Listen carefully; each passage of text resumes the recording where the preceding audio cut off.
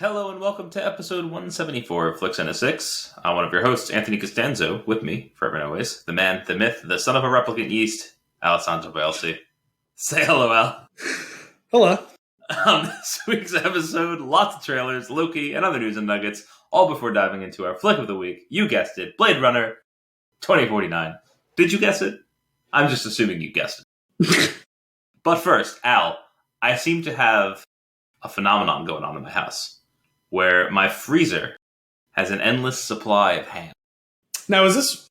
I don't think you still do this anymore. Remember you used to get, like, Butcher Box, and you had an endless supply of bacon? That's right. I did have bacon for life, as it were. Is this one of those situations? No, it's not. I actually haven't gotten Butcher Box in a long time. So, like, a few months ago, my mom had a ham that she wanted to cook for us, like, and have people over, but, like, I guess it couldn't happen. So she cut up the ham into portions and froze it. Got it. And then he's like, well, I'm not going to use all this ham. So she gave me a few bags of ham. I was like, okay, this is cool. They're already cut up. I could take them out, cook them up, do different things with them, right? Absolutely. So we've had some fun. We've made some good things with it, including, but not limited to, Cubanos. And they were amazing. Did that recently. And boy, oh boy. They were Father's Day. That's what we did. We made those. Roasted a nice pork butt, sliced it up real good. Had fresh ham to put on it, which was different than the usual that I put on it. So really good. But that was like the third or fourth time that I've used the ham. And I was like, well, this is great. We finally used all the ham. This week. Surely we've used all the ham by now. Surely. Then this week comes along, Kim and I are like, oh, what should we make this week? What should we, let's plan out our dinners for the week. Open up the freezer. Lo and behold, another bag of ham. Now, I can swear to you that when I took out that bag of ham to make the Cubanos, that was it. There was no ham left. And yet. Yeah. So I'm convinced that next week, when I go in the freezer to decide, what should we make this week? There's going to be a Ziploc bag of ham. Now, the question is my mom playing tricks? Like when she comes over every once in a while, is she slipping bags of ham in my freezer because she doesn't know what to do with them anymore? Or am I just mistaken? You know the old expression, ham springs eternal. That's the name of this episode. We're changing it up. Ham springs eternal. But first, Al, what are we drinking? I'm so mad at myself because in addition to forgetting to find a movie for Fun and Games, which I will find before we play Fun and Games. Sure. I actually had a plan for the intro, but it was going to require a little rehearsing by you and me because it's a two-person thing, and we extremely didn't have time for that. So sure. I was going to do the baseline test that he kept doing because that would have been good. That sequence was really cool. Maybe we'll workshop that and we'll like deploy that unexpectedly on the audience in like 3 months or something. Future like episode, that. Yeah. When we eventually do Blade Runner for 20 questions. No, but the specific one he did, those sequences were really cool to me. It reminded me of something that was used in The Expanse, in I think it was book 4/season 4.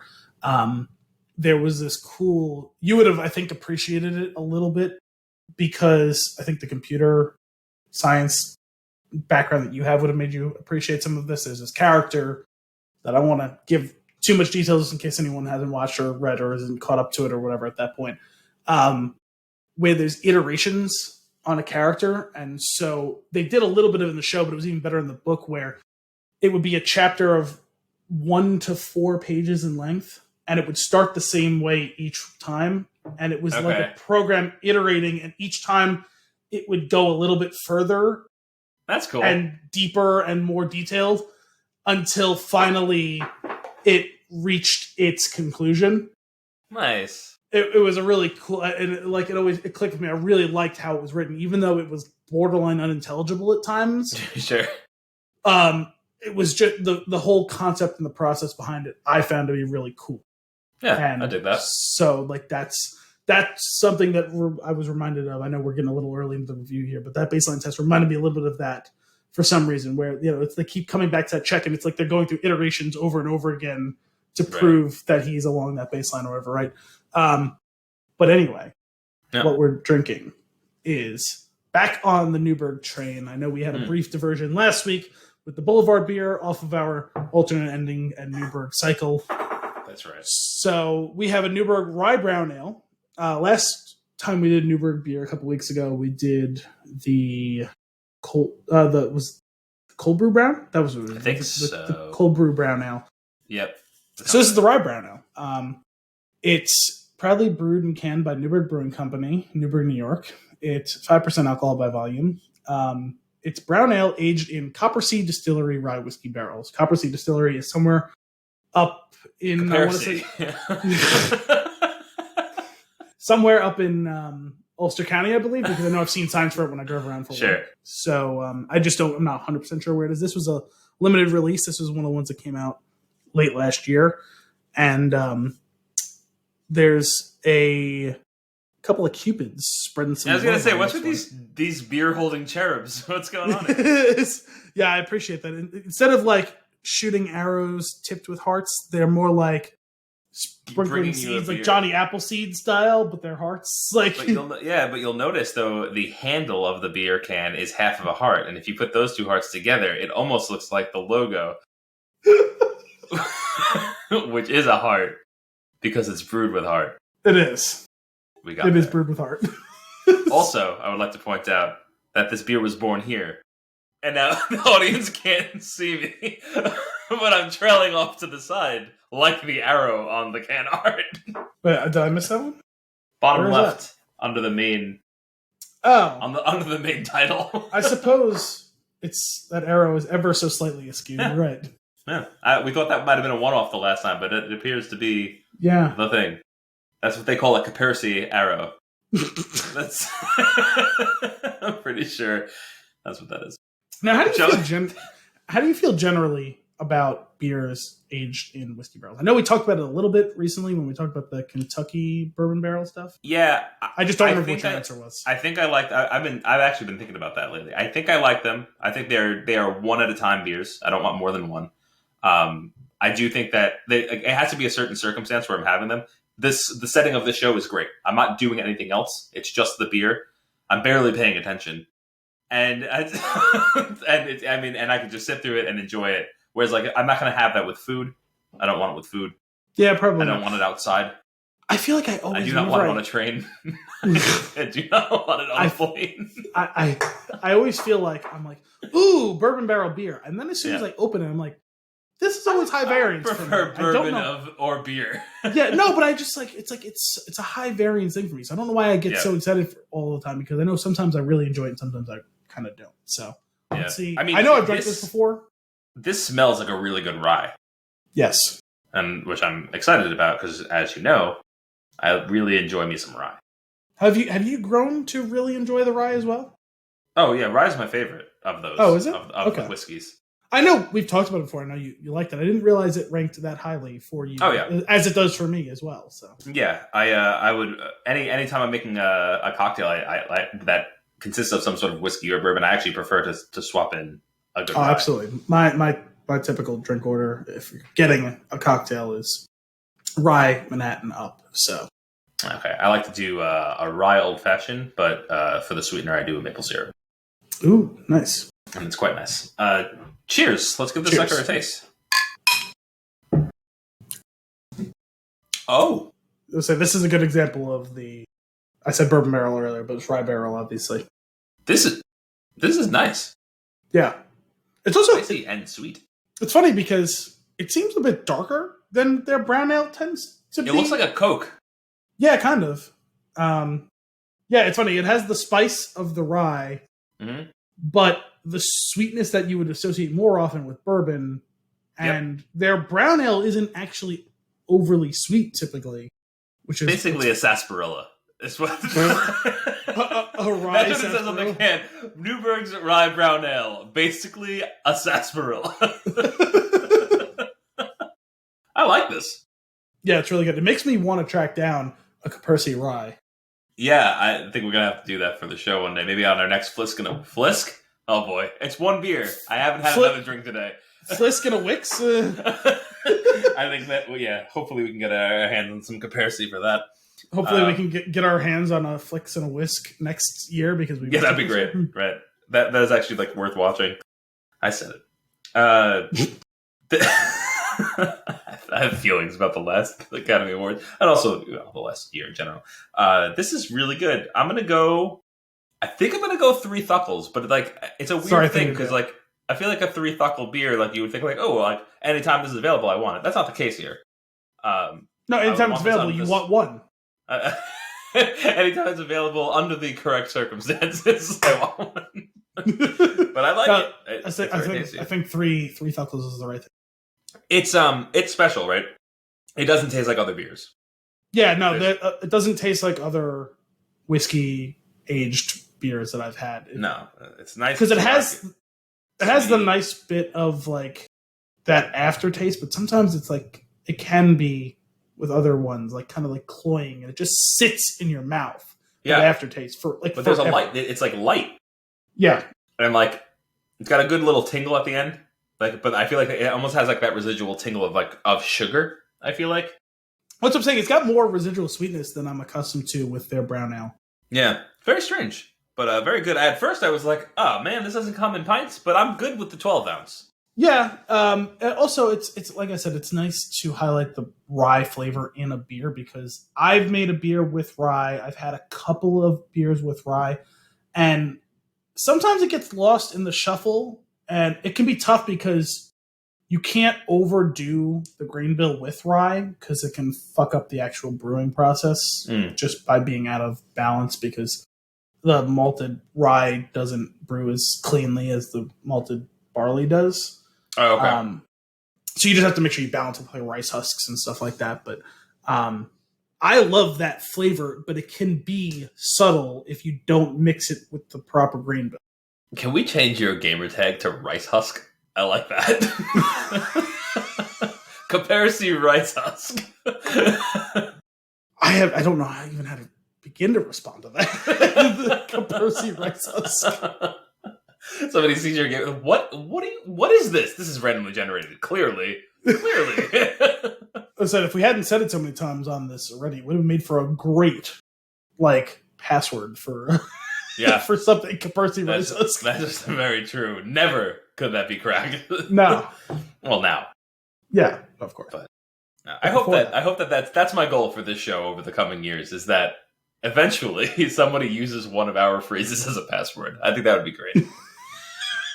Or just like we get tweeted by someone who that's like their not like the main handle, but like the like their display name. Like we just get tweeted at by an account. Comparison rice husk. Honey, I need to log into your computer. What's your password? It's Diane Kruger effect. What? It's a long story. I would also love for an official Flix and Sex fan account, Twitter account, to be created that is just called the Diane Kruger effect. If you want to throw some underscores in there, by all means.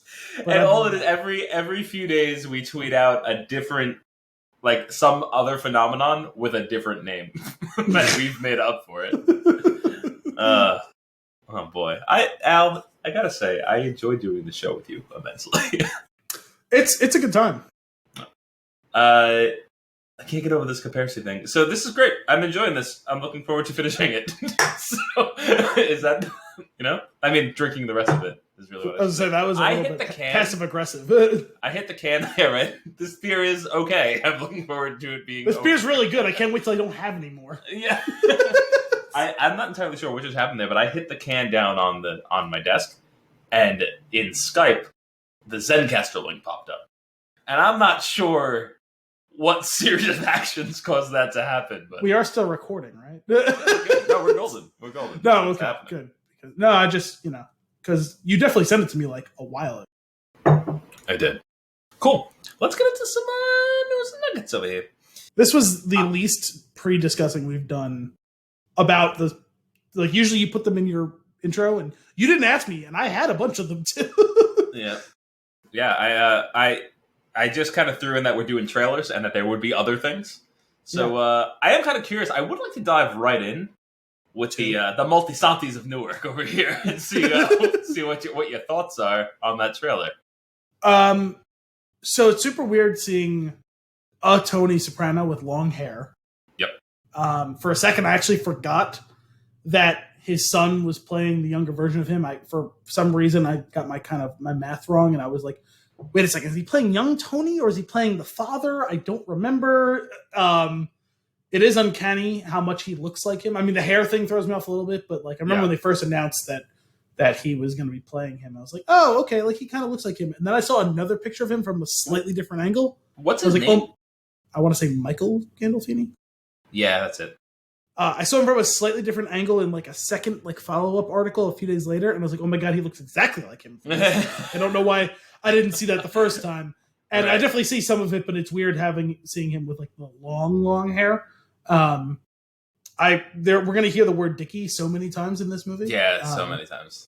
You know, and admittedly, I've always been a little intrigued as to the story of Dickie Moltisanti because we heard about him spoken about in such like hushed tones so many times in the show. I'm curious to see what that whole relationship's all about, especially considering we got people just actively threatening him for having a relationship with young Tony. So, yeah. I'm kind of curious to see how it plays out. I will see it because at this point I'm invested and I feel obligated, having sat through the entire series. Well, I mean, at this point, you could probably survive spending another 2 to 2.5 hours. Yeah, look, and also it's in my preferred format. It is a movie, and I just like those better. But that being said, I'm watching the trailer and I'm thinking, I really hope that there's not some inciting incident that like turns Tony into Tony. Because I feel like what we got out of the show is that he's just not a good person. He's charming and he's sociopathic or psychopathic. And I think that I hope that it's not like the character shifts dramatically at some point.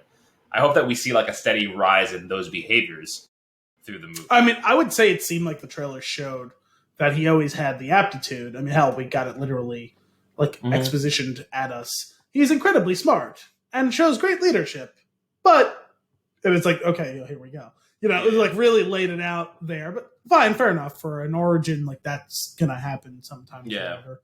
But I imagine we'll see he's a decent guy of questionable character who was always walking along the edge of a knife, and it was inevitable that the bad side would call to him more than the good side ever would. I think it'll probably be pretty obvious. It's not going to be like he was a choir boy that broke bad. Right. Yeah, I would hope not. But yeah, I don't know. It looks fun. I mean, like I said, I'll watch it. We'll do it on the show for sure. Is that going to be I don't know if they said it at the end. Is that a theater release? Is that a streaming service release? So I think they did announce that. I think they're doing it the same way that all of the other Warner stuff has been for the past year, where it's going to be HBO Max a concurrent theatrical and HBO Max. It'll be available on HBO Max for a month, then it will no longer be available for a while. HBO Max until the weekend that I'm supposed to watch it. It's not there. But the thing about that one was I didn't think that one even had a theatrical release, which is why I didn't understand why it wasn't available. Where'd you go? Yeah, that was whatever. It was obnoxious, but either way, this will be a theatrical / HBO Max relece sometime in October. I forget. When they pull it from HBO, the old Caparcy switch, they call that. It's funny because I know we talked about the casting when it was announced, however long, over a year ago. And I remember a lot of the names, forgot some of them. I'm just from the trailer and then looking up like the IMDb after that, I was like, oh wow, there are so many people lots of faces in this movie. There's a lot of people who just generally I like who were casted in it. There's a lot of specific castings that I'm intrigued by. Alessandro Nivola as Dickie, just because that character has so much intrigue around him. Corey Stoll playing a young Uncle Junior is kind of intriguing to me. Yeah. It's funny. I saw that. I didn't realize we're going to get young Silvio, young Paulie, young like Vera Farmiga as the mother is interesting to me. The mother was such a ridiculous, iconic character in the show. Right. It'll be curious to see if she can live up to that mantle. What I'm kind of hoping for here is like, as much as like, I mean, I've gone on record, it's not going to change for me. Like I'm The Sopranos is not for me. I'm looking forward to watch. I think the movie will be a good enough watch. I will watch it and I will enjoy sitting down to watch it. I'm not saying I'm not saying right now, obviously it'll be good. I don't know that. But that being said, I can appreciate so many people, the that show was big for them, especially actors, right? You hear actors talk about this, like in interviews and things like that. So I'm kind of hoping that all the people that are in it are just in love with it. Yeah, and writers and directors too. I mean, when you consider the amount of writers and directors who became great and created great things after working on that show, like Matt Weiner was a writer on that show for a while, and he created Mad Men. Like, right, it has an indelible mark on pop culture as we know it for the past 20 something years. You know, it is a phenomenon. Whether or not you quote unquote like the show, it has left an irrefutable mark on everything that's come since then. For sure. Yeah, I completely agree with. I think that what you'll get out of it is like, I think we're going to get really awesome performances by people that we've known so far to be good, but maybe not really given something meaty to work with. Yeah. And I'm kind of curious if they'll just all kind of knock it out of the park. Yeah, I'm excited for it. I don't believe they've said anything about this in any way, shape, or form. I'm not saying I think for sure that this will be the case, but it didn't really click for me until watching the trailer.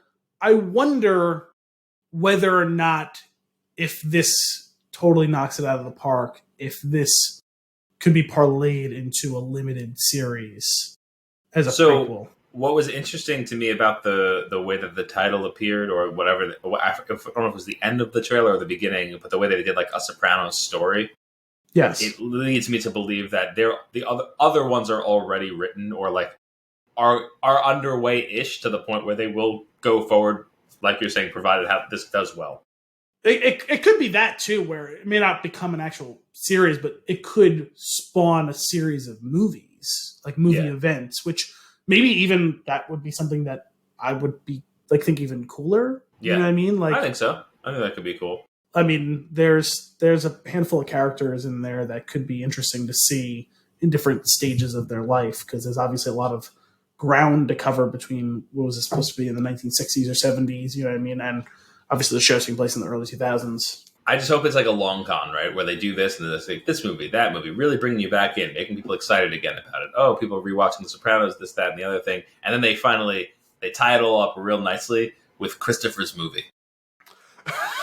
What was the name of this? I don't even remember. I forgot what it was. Oh my god, that would be cool though if they created some sort of connected universe where it was like different media, right? Like if they did a movie that was his movie and it exists within kind of that would be very Tarantino-esque, right? Because like, wasn't that what they did with Death Proof and the other one, the Grindhouse double feature? Yeah, Planet, like something. Was it Planet Terror or something Terror, like that? That's it, yeah. Like and Death Proof, like those are real movies that exist in the universe, right? Isn't that the whole deal? I think so. And then also like there were trailers within those movies. I don't know. It was kind of that. Yes, I believe that's how it works. I know that the universe is interconnected, at least up to the point of Once Upon a Time in Hollywood. I don't know if that counts within that as well. I am not a scholar of Tarantino, obviously, but I know I've read some pieces in the past showing how, and some of it's just Easter eggy things, but like it's enough to create what would feel like it could be a shared, slightly alternate universe, because obviously some historical events were shifted slightly, but I know that there's enough to go on where you could. It's conceivable. Not what happened in World War II.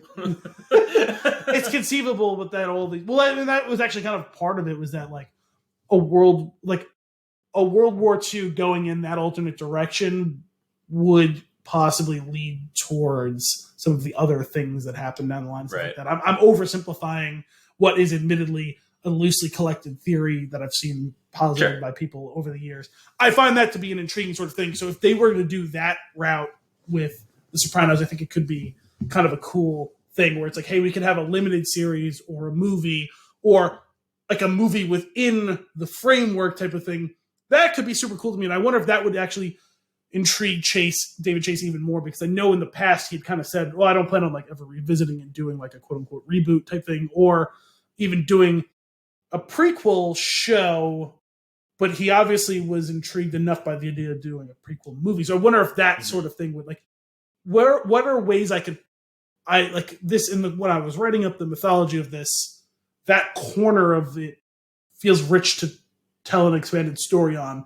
Let me do that. But it has a very finite start and end to it. This isn't going to be an 8-season show, you know? Yeah.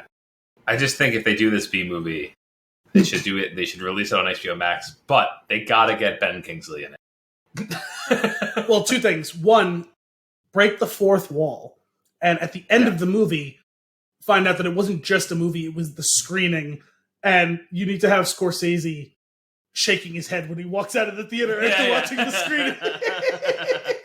Because obviously, that was so great. He revered, like, Scorsese was obviously going to be a cheap ripoff. And then he sees him. Remember, he sees, he's yelling, Marty! You know, he goes, what was that shitty movie that he did that no one likes? And he's like, I loved all your movies, even... There's that one that I didn't even know existed before I watched The Sopranos, and then I found out that it was a real thing. I was like, oh god, that's a real reference. I had no idea what that. Something with a K. I forget what it was called. Yeah. Oh man, I don't remember what it was. Oh, it's not common to me. Oh, I was saying in that amount of time, I could have looked it up. I didn't realize we were actually going to stick on it. That's my bad. I was thinking about it, but it didn't come back. I was going to see if I could try to get the movie title for Christopher's script, but I can't. Oh, I don't remember. But oh my god, that would be really silly. Do you want to stay on the trailers route while we're here? Yeah, I mean we already did the one. I'm gonna dive in quick with. Wait, hang on a second. Yeah, hang on a second. It's Kundun, Kundun. From childhood to adulthood, Tibet's 14th Dalai Lama deals with Chinese oppression and other problems. Directed by Martin. Oh, okay. That was not the name. That did not remind me of anything. So that was not what I was thinking of. I'm 99% sure that's the movie. It probably is. So I watched the trailer for Halloween Kills. Okay. Which was like an extension to the original teaser that we got, where like they're screaming away in the back of a pickup truck, and fire engines are coming down the highway the other way, and they're all screaming at them, "No, let them burn!" Like that stuff. Mm-hmm. Then we get into like them trying to put the fire out, and Michael Myers just like ripping through the fire department with their own tools. And I was like, this is like, where is this movie going to go? What's going to make this movie worth watching? And it seems that at some point during this movie, they're going to get the town to come together and hunt him down. So they're going to go full angry mob on him. Yeah. So I actually kind of want to see it. Pitchforks?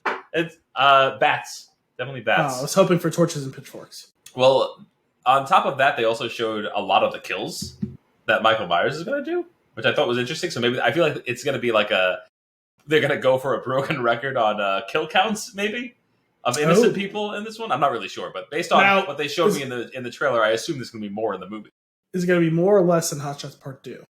I don't think I saw that. Oh, really? No. That's disappointing. Well, it's great. Those are. It's like a Lethal Weapon spoof? It's kind of in the vein of Scary Movie where it spoofs multiple things, but okay. Hot Shots Part 2 most closely spoof the Rambo movies. Mm. I mean, there's other things too, obviously, but that's the big one is very Rambo-esque. But there's a big fight scene about 2/3 of the way through the movie, and Charlie Sheen, who is the Rambo type character, what was his name? He has such a stupid fucking name. Topper Harley, that's his name. Perfect. I'm pretty sure that's his name. He's running around with a fucking like M60 with like the full chain where he's holding the chain with his hand, and he's just mowing guys down. And then all of a sudden, a kill count pops up in the corner of the screen, and it's ticking up as he's just mowing people down.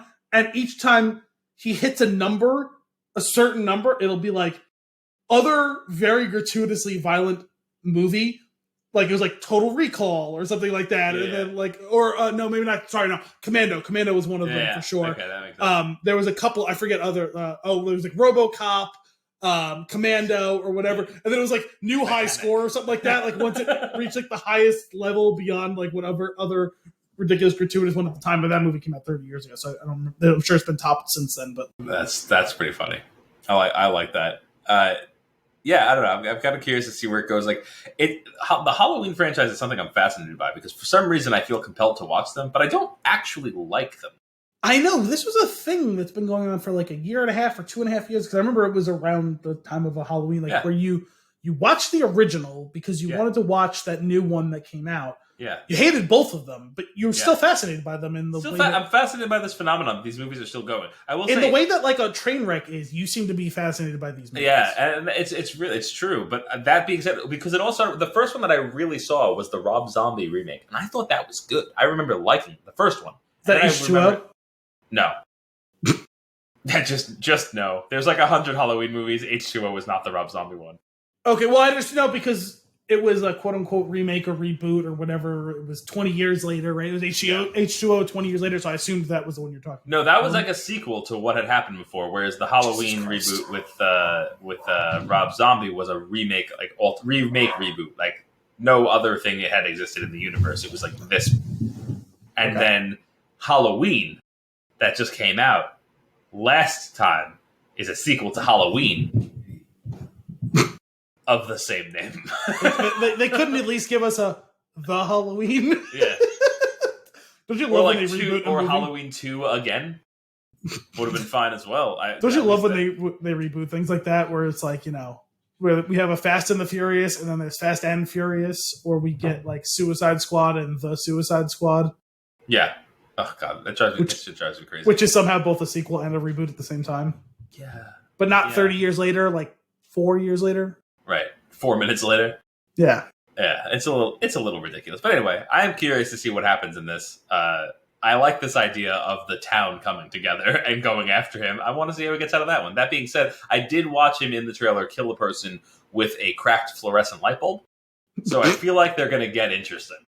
I mean, you have to start getting creative, right? Because otherwise, what are we doing? I mean, like, hopefully there's some vague attempt at a new take on the material, but like, you got to start getting really creative and inventive. I remember I've seen like none of the Jason movies really, but I've seen some of the clips from it or whatever. And was it Jason X where they went to space? I saw probably 20 minutes of that movie, and drowning someone in liquid nitrogen and then shattering their head. That to me was, at least they were pushing the boundaries of what we've done in the past before. Like I was like, oh, okay, that's new. I'm not watching any more of this movie, but like, okay, new. Yeah. He's in space. It's the future. Liquid nitrogen. Okay. I respect it. I've heard it's a horrendous movie, but I respected that sequence at least. Sure. Yeah. I have a follow-up question to all of this though. Now, did you watch this trailer before or after you sent me the pitch meeting for the original Halloween? After. Which now was that a new pitch meeting? I didn't check to see the date. No, I don't know. I think it was like a year ago. It's just like I somehow keep stumbling upon them, like because I watch them pretty regularly. Like I'll like just hop on YouTube and I'll watch a random one, and then like 3 more will show up that seem interesting. So I'll keep going down that rabbit hole for a bit. But I watched the Halloween pitch meeting and I was like, oh my god, this guy gets it. Like this is exactly what I was talking about. Well, it's funny because the first one's a bad movie, and I stand by that. From what I half remember of you talking about that when we talked about the 2 movies and that period of time, whenever that was, like a year and a half or 2.5 years ago on the show, I remember some of your complaints like were reminded in my like mind while watching the pitch meeting. It was like, oh yeah, I remember Anthony talking about how like the intro sequence is like crazy long, and there's some scenes that just like don't end, and it's like they end. How are we going to? Also, nothing happens for the first half of the movie. Yeah. We're just going to linger the camera after the characters left the screen for like an uncomfortable period of time, I believe is how he phrases it. I'm like, yes, that's what they did. That's the thing that bothered me. Well, the one that got me the best is the one they actually clipped into the movie, where when they don't do that very often, right? Where they clipped it into the pitch meeting, and it's the scene after Michael kills his sister, and he's just standing there in the lawn with the bloody knife, and the 2 parents silently looking at him, flanking him, and the camera very slowly pulls out of the scene. No one says a word, and this goes on for like 20 seconds. Yep. And you know what's funny about that is I feel like what you're getting there is I would assume that during the filming of movies you do a lot of that stuff as far as the camera work goes, right? You take some of these stills, you pull out with the intention being that you're going to clip the portion of that you need for the edit that makes the most sense, right? But this was just to make the movie longer because nothing happened. Well, it's funny because I didn't realize. I know that the movie is venerated as one of the great old horror movies, and it's like supposedly one of the scariest characters, and I'm sure there are sequences along those first couple of movies that were very tense and scary. And certainly, of all of the masked killers, the one wearing a horrible facsimile of an actual face would be kind of horrifying. And he is a little bit invincible. A Shatner mask. That's what it is. Is it? I just remember that from the pitch meeting video. Yeah, I think so like William Shatner, Inside Out or something. I don't. Yeah. So like William Shatner. Well, no, not that specifically. Like, yeah, no, I think a lot of people have scary dreams about that. That might just be you. Oh man, it's so good. I loved how they. You remember how in the 1970s things were just super grainy? Can you please stop saying what time it is right now? Yeah. In 1970s dollars, you're gonna need to please stop saying that. I appreciated that he's trying to change his format slightly to do those. It's funny. Yeah, you sent me two different pitch meetings. Both of them were very good. I forget what the other was. Oh, the other one was. What was the other one that you sent me? I don't know. I feel like I sent you a lot of them though. Well, you sent me two this week, but I'm confused because I think I watched the F9 one with my brother, but that's not the one you sent me. You sent the Terminator Dark Fat. Oh yeah, that was good. That was a good one. Yes, cracked me up. I love it. Like, because the moments that are in movies that you go, okay, we're doing this. When they do that in the pitch meeting, and he goes, "Oh my god!" Like that's exactly the reaction that you have when you're like, "Okay." Like in Dark Fat, when we're like, "Oh, this is the movie that we're seeing." 10 minutes in, yeah, 10 seconds in. But oh my goodness, so much fun. Yeah. Anyway, I'm looking for. I want to see it. I want to see Halloween Kills because I'm so fascinated by this property. You keep going back to this well, and it's not going to turn out better for you ever. What's the thing? At this point. I don't know that I've gone into there hoping that the movie's going to be good. I just want to see it. It's weird because, like, I watched you go through this sunk cost thing with The Sopranos, and there's at least stuff to speak to in that, even if it didn't ultimately work for you. Whereas, like I could see the burden on your face when you were talking about going back to The Sopranos. Yeah. Whereas with these, you seem genuinely excited to watch them, but they've disappointed you as much or more. Here's the difference, though, right? Like, with The Sopranos, what we've talked about at great length is I get it.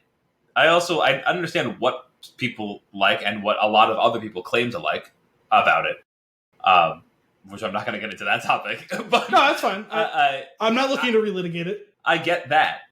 I don't like... And the only thing that I get out of Halloween, the original, is like I could see a movie not having been like this thing that birthed the slasher movies that came after it. Like I could understand how this started that, but they're not. They're not good. And I'm blown away by it. I'm just blown away by how many there are, how it's still going, and I think that's why somehow I'm the one that's keeping it going by talking about it and seeing them. Because I'm so fascinated by this train wreck. Well, I guess what confuses me, this is just me purely like academically, like I'm like viewing a science experiment, is it's not even like a cinephobe situation where it's like, oh, this movie is so bad it's good. You seem to both genuinely dislike the movie and also think it's bad. Like it's not like you're going to watch it for the unintentional comedy of it. No. Which is why I find it fascinating that you keep seeming genuinely enthusiastic to go back to it. Dude, same. I don't know. I'm just trying to psychiatrically puzzle this out and I can't. I find you fascinating for being so fascinated by that phenomenon. For some people it's drugs. For some people it's alcohol. For me, it's that washed out Shatner mask. I don't know what it is. I need another hit. I got to know what's going on. And you know what's also great is I haven't seen all of them. There's that too. I've seen the 3 Halloween ones, one of the Halloween 2s, and a few clips of the one with Paul Rudd. Now is it the 3 Halloween 1s or the 3 Halloweens 1?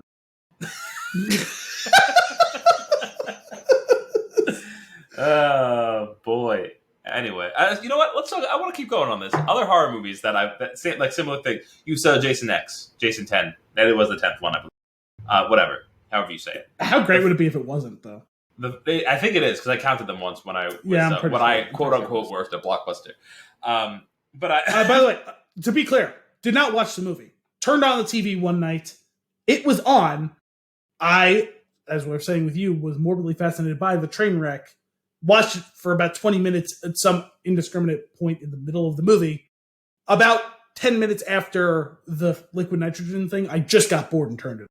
No, that's fair. I feel like that makes sense. As far as my intro to Friday the 13th was, I think I saw the first one like a really long time ago as a kid at like a sleepover. And the only thing I remember about it is the end because I thought that was kind of cool.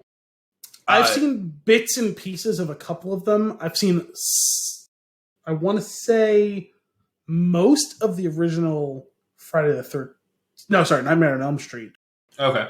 And a couple bits and pieces of a couple other ones. Weirdly, I kind of enjoyed when it came out, Freddy vs. Jason, which is a horrendous movie. So that's the next. So I think I saw Friday the 13th like when I was really little because I remember the end and I remember thinking that was interesting. But then I don't remember anything else about the movie. The next one that I saw was actually with Brian of Spin Tune fame. Was Freddy vs. Jason. We went to go see that, and I was like, "This is ridiculous." Is this? I remember seeing that when I remember seeing that when I was like 12 or 13 or something like that, and it was so bad. Was Jason Mewes in that? I don't remember. I saw it one time when it came out like 18 years ago or whatever it was. No, you know what? I think there was just a pothead in it. I think that's what it was. I'm sure there was. I remember like Freddy coming out of a bong or something. He came out of a bong? Or there was a caterpillar smoking a bong. There's a weird scene in that movie that I don't remember the specifics of it, of Freddy vs. Jason. No. You said there was a weird scene. I said just one. just the one. Yeah, anyway, I saw that. I saw the remake of Nightmare on Elm Street. I saw the remake of Friday the 13th. I forgot they did a remake of Friday the 13th. I remember they did the one with Jackie Earle Haley for Nightmare on Elm Street. Mm-hmm. But still, I'm weirdly fascinated by this Halloween. Like, I feel like if I was in film school, I would like end up somehow doing a thesis on the Halloween franchise. Meanwhile, I would think I would. Now I'm just thinking about it. Would do a thesis on the arc of Jackie and my need to watch the Halloween. No, because like Jackie Earle Haley had a moment. Yeah. And he totally squandered it by doing a horrendous Nightmare on Elm Street movie and then a totally and consensus, like absolutely loathed remake of Dark Shadows. And like that was like his choices after Watchmen. Or like he did Watchmen. The movie generally performed well, I think. Yeah. He was hot, got the lead of a horror franchise, tanked, got the co-lead with Johnny Depp, and this was around the time when people got tired of Johnny Depp's shtick. Tanked, hated, not just tanked, hated by everyone. And then he got to play a bit part in Shutter Island. I don't remember which of those came first, doesn't matter. Right. And then he was never seen again, I feel like. Yeah, he disappeared. Semi-pro. He got to play, what's his name, the stoner guy. He was kind of funny in that role, but he also has like 8 minutes of screen time. Anyway, just to circle back one more time on this Halloween thing, the other thing that I find fascinating about this is like, oh, this is interesting. The angry mob is going to finally like cut him to pieces or something, and we're going to end this shit. But no, like we already know there's another one. But didn't you say that they weren't even like in the same timeline or something? No, I don't think that's true. I thought you said when the last remake came out or whatever the fuck it was a year or two ago with what's her name coming back, that they announced 2 other movies, but like one of them was a direct sequel and the other wasn't. I thought you said. Oh no, I don't think that's this. I think maybe it was just getting misinterpreted, but these 3 movies are like, from what I understand, they're direct sequels to the original, and nothing else exists. Okay, so like Halloween is a sequel to Halloween, naturally, right? And then Halloween Kills is a sequel to Halloween, which is a sequel to Halloween. Okay, and then what's the other one? Halloween Lives. Forever? It's got to be forever, right? Like something Halloween and Robin. I'm not sure what. Last Halloween. Halloween. Where can I don't even know what to Google at this point. Other Halloween. Last Halloween. All Hallows Eve. Halloween Ends. I was close. I said Last Halloween. Halloween Ends. Same thing. 2022. I mean, I feel like it's got to be like they kill him, and Jamie Lee Curtis finally goes crazy, and she puts on the mask, right? That's got to be the end all of this series. It's either got to be that or the two of them have to kill each other, right? But she's wearing the mask and she's killing people, but while she's doing it, she's singing the theme song.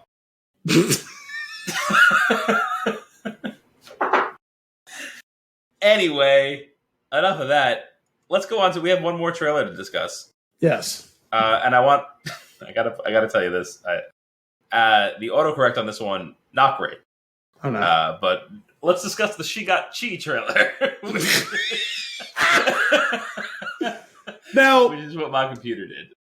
Is this reference? It's the direct sequel. Is this in reference to Kim doing yoga? She got chi after she did yoga. That's right. That's right. Is this like, was it?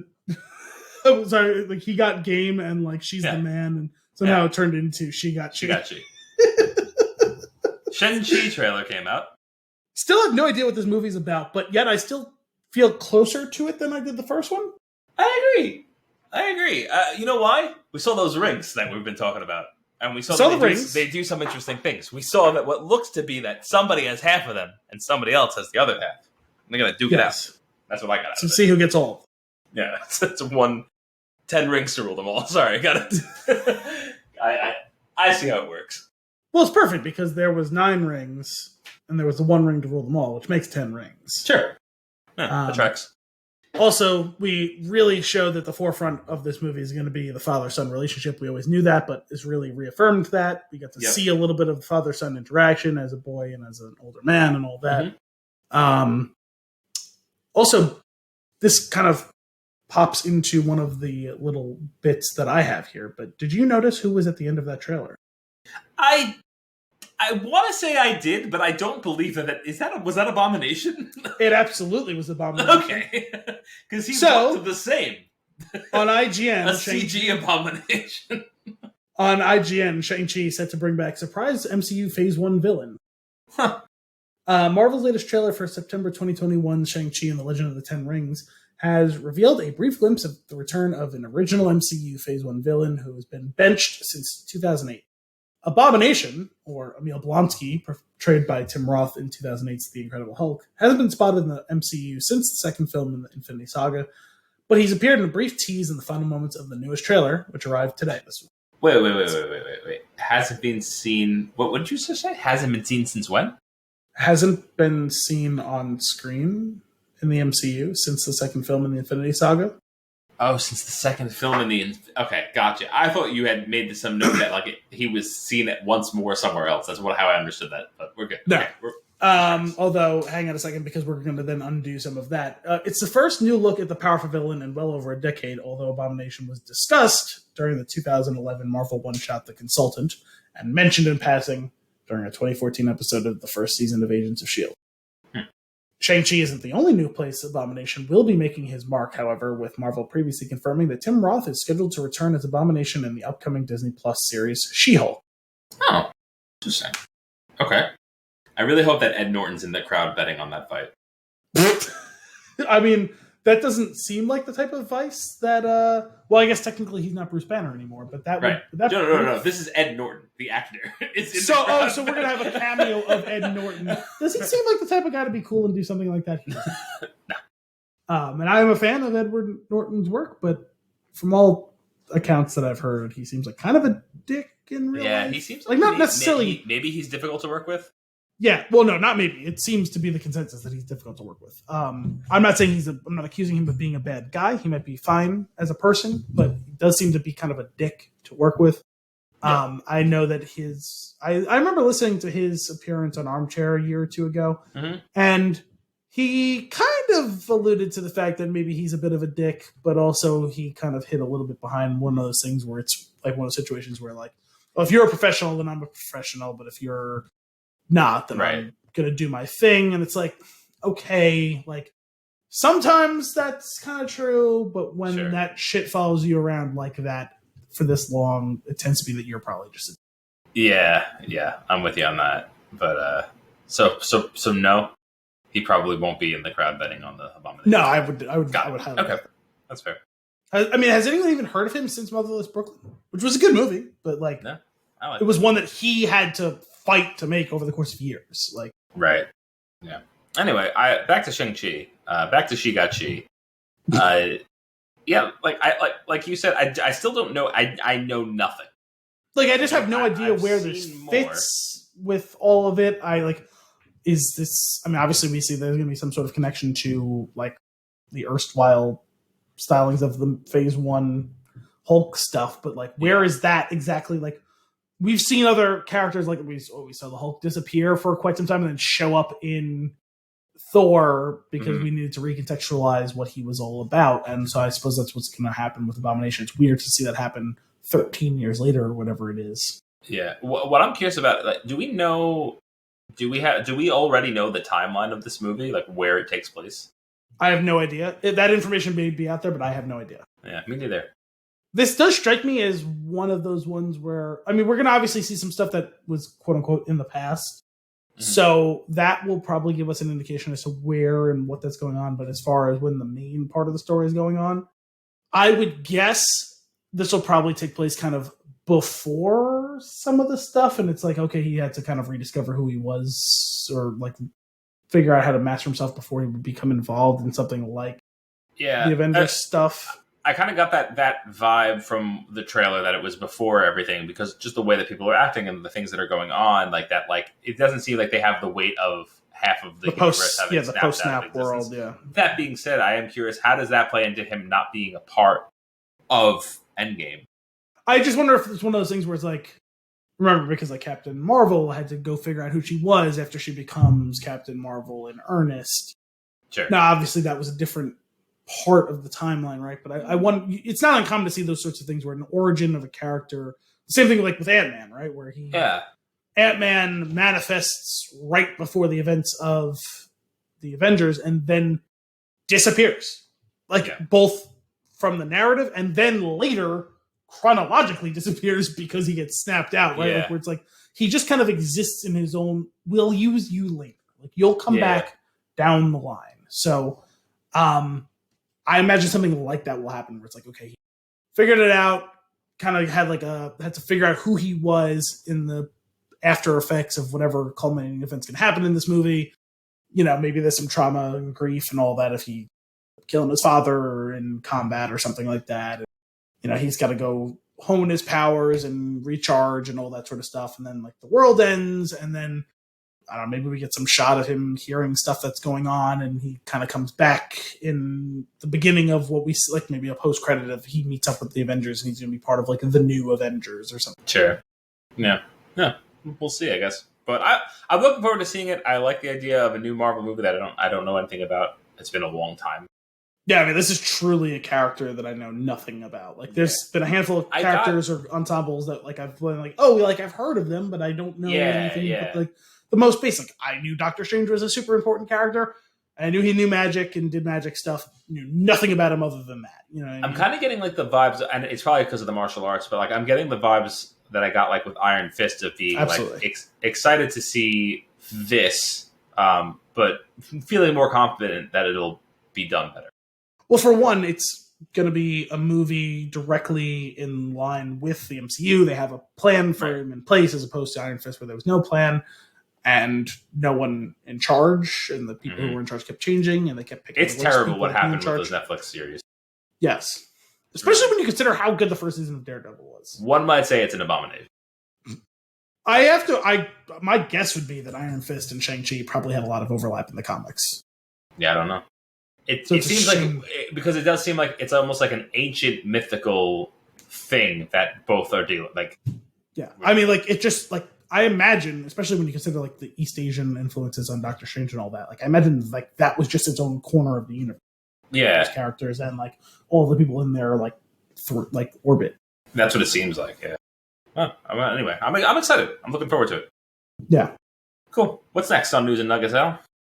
Oh, that's a good question because I still have to kind of refamiliarize myself with what I had. So we can continue on the MCU route, but I feel like we'll just do that at the end. If you want a nugget, truly a nugget. Yeah, nugget. Dune was delayed again by 3 weeks, not 3 months or anything like that. 3 weeks till October 22nd. Why? I don't know. I didn't something care else to is look coming up. out that week. Well, I'm kind of curious what it is. That's what it is. Some release date thing is why it was shifted or whatever. It's got to be something good. Like when you're moving because you're afraid, there's two things are happening. One, either we know that thing's going to be really good, or two, you're really not confident.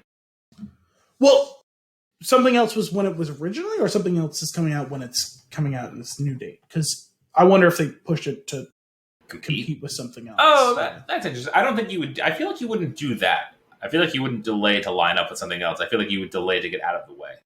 The only time that happens is when they, and with the pandemic having them shift around so many things, is when if there's two properties like owned by the same parent company and they don't want them to cannibalize each other. Mm-hmm.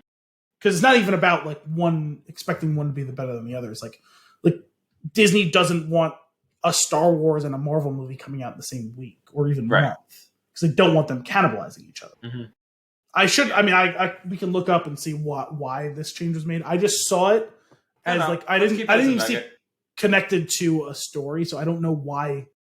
I don't typically think about it too long and hard when they move it 3 weeks as opposed to like if it's moved by months. I'm like, okay, well, what's going on? Did they not finish it? Like, when it's a couple of weeks, it's just like shuffling the deck. It doesn't really mean anything to me. Yeah. What was it delayed to? Do you have the date? October 22nd. It was originally earlier in October. It was like the first weekend of October.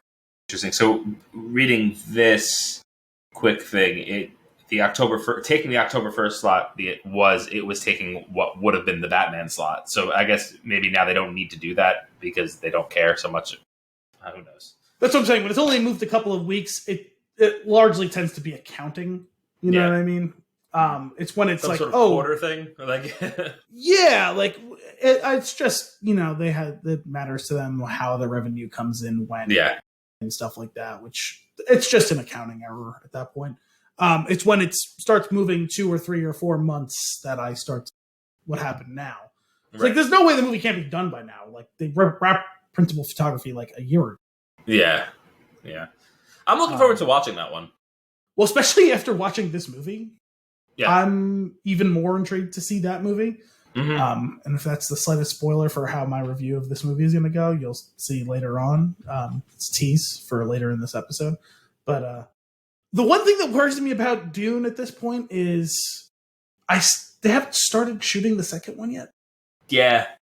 Like, a little weird. Now, again, admittedly, pandemic, totally fair.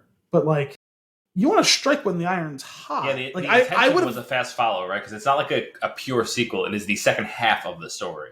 Yeah, so I always assumed, and maybe this is my fault for assuming, but I thought they were going to do a Lord of the Rings Avengers Endgame situation. I thought so too.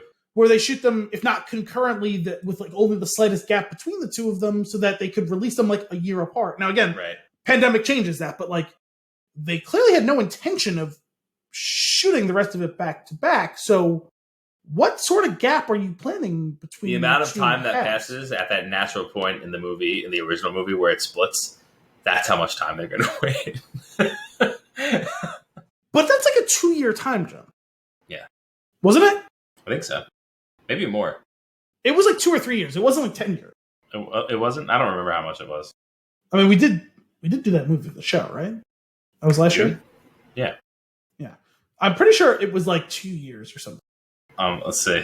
Let's see if I can find it. Anyway, But that was just meant to be a nugget. I just noticed that this week. So we can jump to another story if you like. Yeah.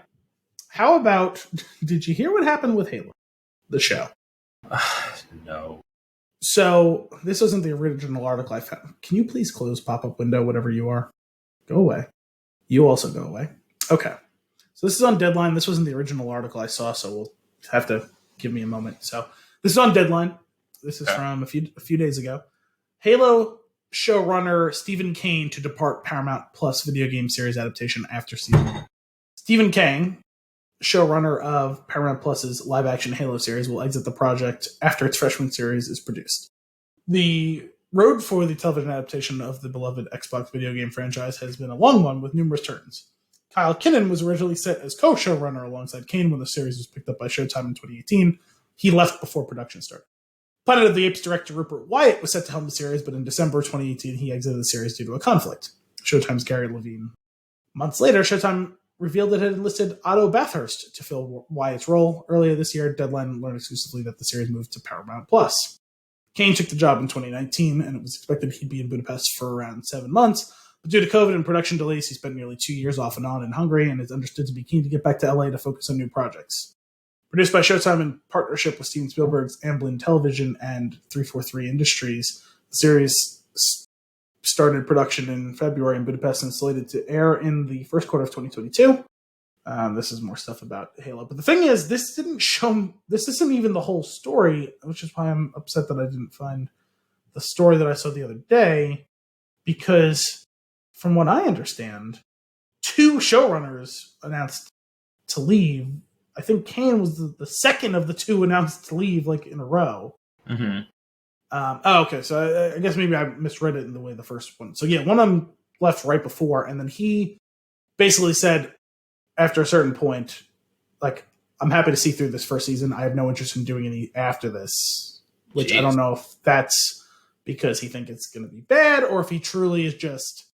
I mean, the excuse given, on the surface, I empathize and understand where he's coming from. Like, hey, I've been out of the country and there's been a pandemic and I would like to get home, because they mentioned, not in this article, but another one, like, wanting to be back with his family, but also like to pursue other things in LA. It's like, okay, so you don't really want to work on the show, because if they shot the show in LA, it sounds like you weren't going to be interested in doing it either. You want to do other projects. Right. I don't know. At this point, it's like, I will just watch it when it comes out, but I feel like there's no chance this is not a train wreck.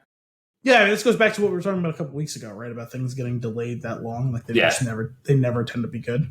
Mm-hmm. Also, I don't recall that story about it moving from Showtime to Paramount+. I know when we talked about it in earnest, when they announced Pablo Schreiber, it was a Showtime show. We talked about it being a Showtime show and being excited for that prospect.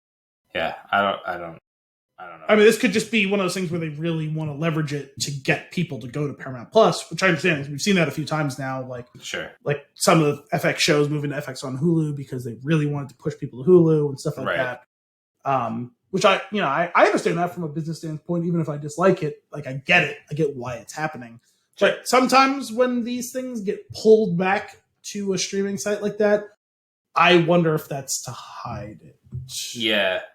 Sometimes it's obvious, like, this is a crown jewel and we are going to hold you over a barrel to sign up for our service. But sometimes it's to hide. Bend you over a barrel, show you the 50 states. Exactly. Yeah. I love Halo. Love it. More on that on our Game Bites podcast. Where we talk about games. We talk about Halo a lot. I adore the Halo universe. I adore the games. I am not looking forward to this show. One, because I don't know what it's going to be. But 2, because of this development hell, it's just, at this point, it's been over a decade. I'm surprised it hasn't been fully scrapped as a project and like rebooted as a movie. It was going to be a movie originally. I know, but like almost like just to know that they've shifted entirely, like would maybe make me feel a little bit better again.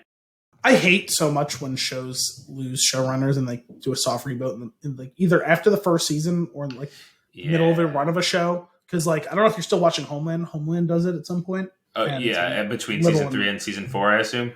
That between 3 and 4 or 4 and 5. It's between. I'm gonna say between 3 and 4 when a main character is no longer there. Oh, so you finished season 3? Yeah. Season 4? I'm like 7 episodes into season 4, where it's like this is a totally different show, and also I hate the lead character. I hate her. I didn't like her before. I hate her. Now. Wait, you started season 4? Yeah, it was like 7 episodes in. Where does that one take place? Pakistan. That one might have been the reset. It's a different show. So because at the end of season 3, she said she was going to go somewhere, and then she doesn't go there. She goes somewhere completely. Yeah, and that's like, the one. Yes, something happened and opened up, and she moved over. Yeah, she said she was going to go to like Israel or something, or Turkey or something, and like then she's just in Pakistan all of a sudden. They briefly mentioned that she like had been there, but got on this job instead. Like yes, so like I guess some to poorly show that some time had passed.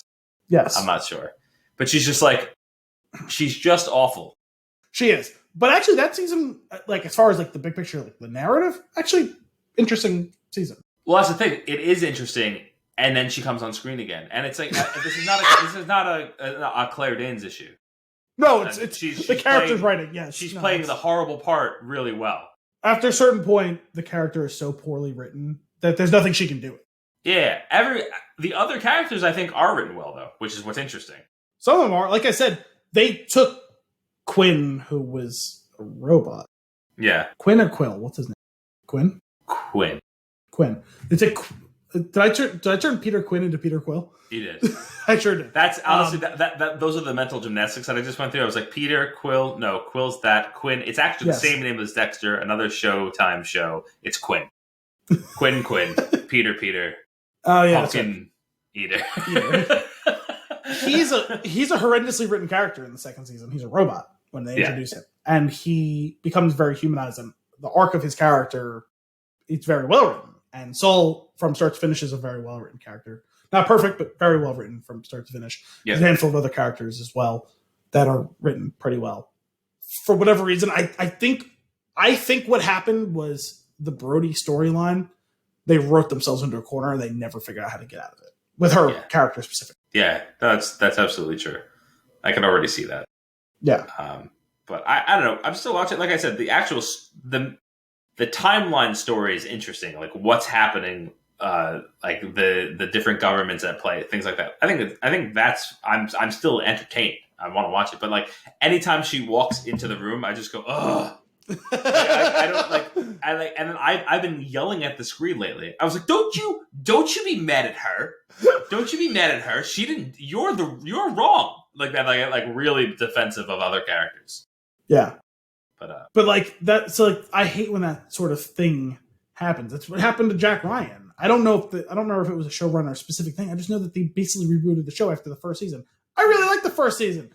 I hated the second season. That sucks. And it's like all the things they were building in the first season, they just threw away, and I don't know why. Like I just never heard a good reason for why. Yeah. Like sometimes after the fact, like they do a interview with the showrunner or whatever, and they give you the reasons. It's like, okay, well, I don't like it, but at least I get it. Like, I don't get it. Ugh. Anyway, I guess we'll see where this goes. I will say, I think I can't remember the kid's name. Is it like Ion or something like that? We're following most of the season, and like he is the nephew of a target that they thought they killed at a wedding. Is that his name? Is it like Ion? I don't remember. I don't remember the kid. It's something like that. It has that kind of. I remember the storyline. To it. But every time he comes on the screen, I go Ion, because when they say his name, it sounds like they're about to do the shtick from Arrested Development, and I'm like, are you going to do it? And then they don't do it. I kind of want to just watch Arrested Development. Yeah, it's funny about just that show, and you talk about like the typecasting of all of those like Middle Eastern actors. Mm-hmm. I mean, maybe it's not funny, but I found it to be quite the coincidence. So, was it David Negaban or Negaban? I don't know how to pronounce his last name. The guy who was the terrorist leader from the first two seasons, the one who had brainwashed Brody, right? Abu Nazir. Yes, I couldn't remember the character's name. Yeah, but I remember the actor's name, and I don't remember either the character or the actor's name. The guy who's the head terrorist, the one who's his uncle or whatever in that season, right? Seen them play those roles in a million different things, and then in the movie 12 Strong from a couple years ago with Hemsworth, where it was about our first entrance into Afghanistan after the 9/11 attacks. The two of them play the opposing leaders of, because there's a side of the Afghanis that join the Americans to help against the Taliban, and the two of them are the two leaders. Wow. That movie came out right after I binged a whole bunch of Homeland. I was like, oh my god, I just like watched these two guys, and they were both like enemies of like the lead character. Now the two of them are going to be enemies against each other. I think it was just like, it ended up being like one of those weird coincidences. Yeah, that is kind of funny. And then like from like a generation previous is like generic Middle Eastern terrorist. In the season you're in, the guy from True Lies is one of the Pakistani government officials, isn't he? The guy from True Lies, the main? Yeah, the leader of Crimson Jihad. I'm 99%. I know many years had passed between that movie, so he looks very different at this point. I have to look this up now. Sorry, he doesn't. He like either doesn't have hair or it's much shorter. He didn't have like the long crazy hair with the balding forehead. He's just bald. Do you remember what his name was? No, I have no idea. In True Lies, the character's name? I found him. He's Bunny Latif. That actually sounds familiar. In Homeland. Yeah. He's one of the guys who, like, during like the big like meetings and negotiations, he's like the lead Pakistani. I'll just pay attention more while I'm watching. I'm like 95. I mean, he doesn't have a ton of screen time, but like he's in the season, like a decent bit. Cool. Now I want to watch True Lies. It's a classic movie. Oh man, the bridge is out. Anyway, I'm still watching Homeland. Okay, that's about it on that show. And also that's about all I have on Halo. So okay. Also, that seems to be all I have on news, notes, and nuggets. Ooh, other than what that means. We've been watching. Yeah, that means it's time for some Loki. Yes. Oh boy. Is this the best Marvel show? Not even a question. Yes. Which we've said since the first episode. Yes, this is the best Marvel show. Man, they're killing it. They're making me go like multiple times an episode. Like I guess, and not so like it's not super surprising the things that happen. It's just that I'm so captivated by the performances that when it happens, I go, Jesus Christ, I wasn't ready for that. So a couple of the twists were kind of, I don't want to say telegraphed, but like you could kind of see, if not 100% what was coming, the gist of what was coming. Yeah. Like I don't know, like when like with that standoff with Owen Wilson, you're like, this will probably happen, but I also don't know what does that actually mean? Like when that happens, and then he gets hit with a baton. I was like, is he gone? I really hope he's not gone. And then I have to live with that for a few minutes, maybe 20 minutes, 10 minutes or so, until it happens to. Obviously, we're deep in spoilers. Until it happens with Tom Hiddleston, and what happens with him is like, oh, okay. He's not gone. Because surely Tom Hiddleston is not gone. It would have been a hell of a twist for that to be the case. But obviously the mid-credits scene spoils for us that that's not the case. But in both cases, well, in Mobius's case, I was like, oh, this isn't going to end well for him. Oh, and he's gone. Wow, that was sudden. That was quick. Didn't think it was going to go down. I thought we'd maybe get some sort of trial or we try to escape and then it happens in the heat of the moment, or nope, they just walked up and gone. I was like, oh shit.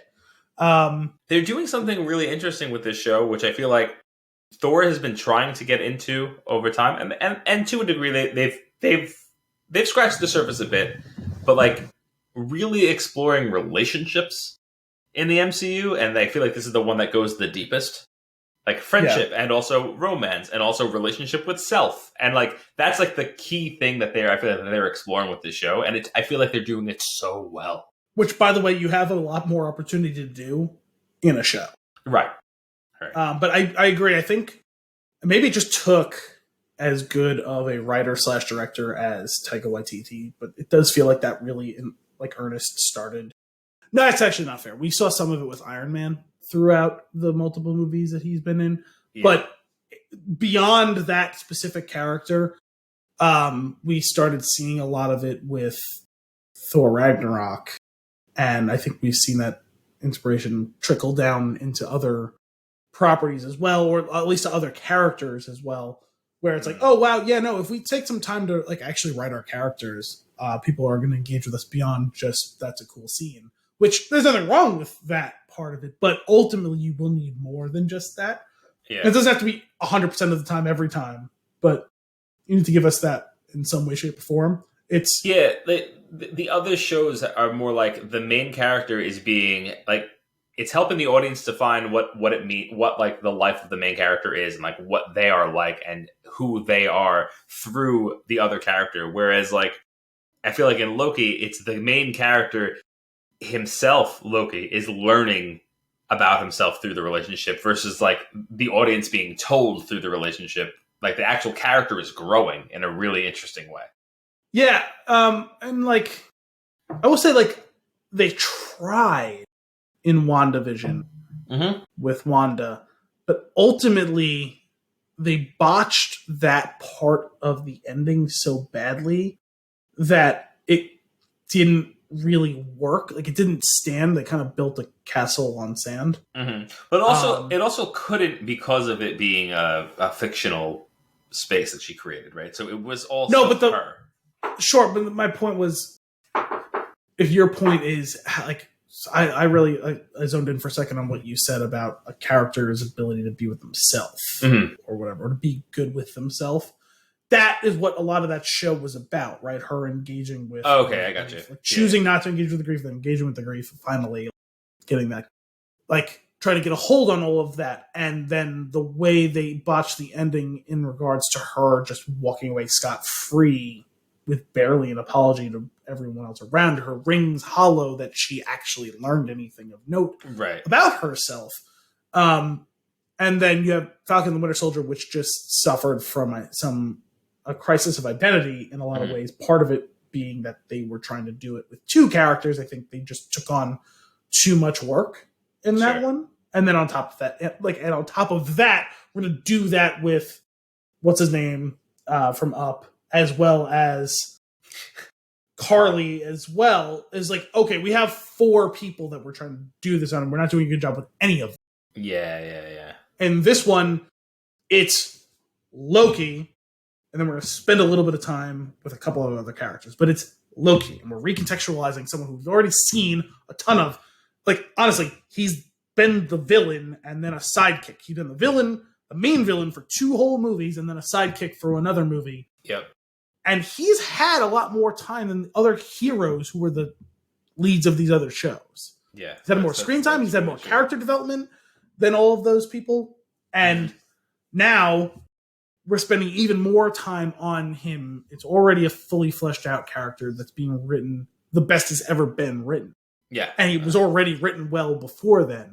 You know what they're doing that I think is incredible is and so, like, throughout the series, it's like fool me once, the type of situation with Loki, where it's like he's always a trickster, right? He always does something, and then he like does something that's like, oh, he's seemingly good, but obviously there's intentions behind it.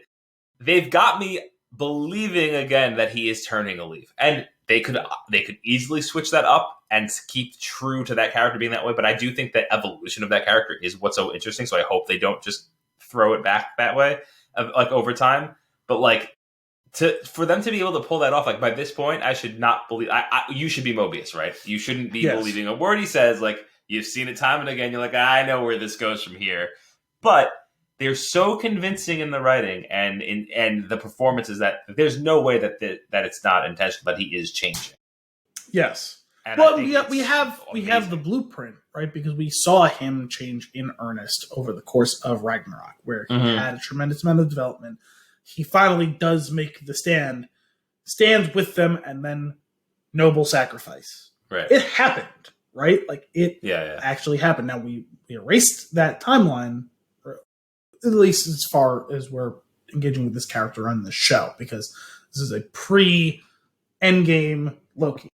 Yeah. Died before he could have that development, but he watched the development. He got the crash course on it on screen. He's still having trouble shaking off his true nature, but he knows it's possible. We got the reaffirmation this week when Mobius tells him, you can be better. Yeah. You have the power and gifts and ability to be whatever you want to be, whether that be good or bad. Just understand that you have an option. You've lived for thousands of years thinking you had no other option than to be the outsider, the one that no one likes, the trickster. You don't have to be. If that's what you like being, I suppose that's what you'll default to. But just understand there is another choice if you wish. Mm-hmm. Yeah, so good. I love their relationship. Yes, which is, I'm hoping, in whatever other realm that they're showing up in. Because it seems like that must be with the space where all of the pruned Lokis are, because we got Richard E. Grant, who seems to have been the King Loki.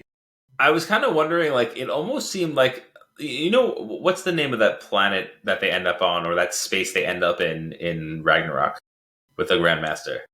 Oh, I forgot what it was called. It almost seems like that it could be like that type of thing where it's like an in-between dimension. But that was a real planet. It's just that all of those portals opened up and that time passed differently in all of those when you travel through that specific like realm. Yeah, this almost seems like that. I'm wondering if this is that kind of thing, but not within, but like in an external dimension, though. Like, I'm not sure how it works, but it's funny because the TVA situation is obviously some sort of pocket universe, right? That exists outside of conventional time and space, which is why they're able to pop in and out of all of that.